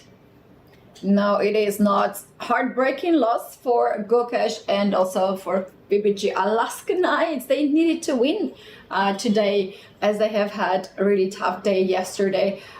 Is there any technical chance to save the match? I don't think so. One game left, so current result is 11 points for Triveni Continental Kings and 3 points for PBG Alaskan Knights. Oh, wow. And they're completely winning on the Prodigy board. I mean, he's up 2 pawns, has a lot more time. And Moritzi is about to be up 2 pawns in the Rook endgame. So, amazing results by the Triveni Continental Kings. They're making it look so convincing. You know, Ketsi, one thing we can talk about is like how hard it is to actually to score points in these matches. You know, normally when you play a tournament, like an individual event, to win the tournament, it takes like 7 points out of 9. Yeah. Maybe 6.5, maybe like 6 in the worst case, if you're playing a super solid, like round robin, right? Yeah. So think about what it takes to be successful in the Global Chess League. Like, what does it take to qualify? Oh, that's the question we have to ask to Triveni, because they know the recipe for that. Well, we can look at the history and also kind of make a prediction. Like, you basically just need to win 6 matches out of 10, which doesn't seem huge. It's like just +1, and you will basically make it to the final. Yeah. I mean, it's so hard to win matches here, like win like with dominating scores, because the teams are so even, that 6 out of 10 will be enough to qualify. You're probably not going to win the event at first place, the qualifying stage, but you'll definitely be second. Yeah. And you just need to be like in top 2. Yes. And then it's another type of games and tournament. And even, you know, even like 50% is like close. Like 50% in this tournament means you're basically probably in 3rd place historically. Yeah. So, you know, it's not over for... It's not over, absolutely. Because you know what happened last season too? PBG Alaskan Knights, they were rocking it. They were winning all the matches. They were absolute favorites. In fact, 2 players were the best players of season 2. It was Alina Kashninskaya for women, and it was Nihal Sarin, who's not here for the board. And they had the best players of the tournament. They won all the matches. But Triveni started really, you know, not so well, but they managed to qualify to the finals. And then in the finals, we saw what we saw. It was the victory of Continental Kings. Van Veli is their coach, captain, yes. And I kind of have a feeling he's a really fun guy. And I kind of have a feeling that they have really nice team, you know, a situation there. People are like quite friendly, and we have Ali Reza and Vei playing there for a long time. Kostyunik is also there for 2 seasons, so maybe they're super comfortable to play together, and that's the recipe. I don't know. We have to ask them. What's the secret? Yeah, you know, last year the PBG Alaskan Knights, they won 8 matches out of 10. Which is really incredible, and they still wound up not winning the actual season. Yes. And also Anish Giri was the icon at the time for this. He was also the best player of the tournament. Wow. So 3 players from PBG Alaskan Knights were awarded as the players of the tournament. Well, so far, Triveni Continental Kings are off to an amazing start here at the Global Chess League. They've won both of their matches, and they've won them quite comfortably. They're led by Alireza Firouzja, who's just destroying his opponents in style. Yes, and Wei is also there. He's also super tricky. Alireza yesterday got the award of the best game, and he said that, you know what, Wei also deserves this prize, so I'm gonna share it. I don't know what they are sharing, but they said that they're gonna share this prize. So tough team for everyone else. Yeah, you know, I watched the interview of their the team manager, Akash Premsen, that he did with Sagar Shah for Chess Base India last year. And it was pretty illuminating. You know, I had the feeling like this person who's not really a chess player has definitely like understood like chess psychology. You know, he kind of understands the concepts of like, you know, creating an environment for all these very different players to do their best. He actually calls them performance athletes. Ooh. So he has like a whole, you know, concept for his role. I knew there was something of the team spirit, and they were just feeling very good. You know, when the sport people are feeling good, they are showing their best. Well, that seems to be what they're focused on in that team. And yes, it seems to be working its magic in season 3, because I just feel like the matches are convincing. It's not just that they're not like eking out the wins. The wins look nice. It looks nice, and it is a last game. It was the last game for today, but this is just the beginning of GCL season 3. We have many more action to come. Tomorrow will be another day for all these players, and I have to apologize to all of you guys that you have to listen to my voice all day, and you too. Mackenzie, I love your voice. I don't know what happened to me. Hopefully I'm gonna get my voice back tomorrow, and I think we have to finish the day before I really lose my voice completely. Well, it was another great day of chess here at the Global Chess League. Triveni and the Upgrad Mumba Masters have won both of their matches, while other teams are still struggling to get their first match win. That's the Alpine SG Pipers led by Fabiana Caruana and the PBG Alaskan Knights led by Gukesh. And the other two teams have one win apiece. So 2 leading, 2 in the middle, and 2 at the bottom so far. But it's just the beginning here at the Global Chess League. That's right. Thanks very much for watching. Come back tomorrow, the same time, same place. And maybe we will be here. Maybe someone else will be here. You're going to check it out yourself. Thank you very much for watching, and see you very soon.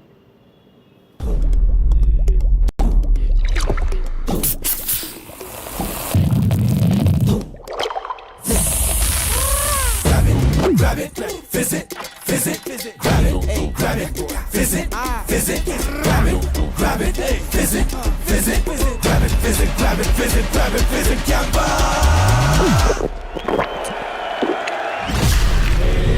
Grab the fizz. Campa wali fizz.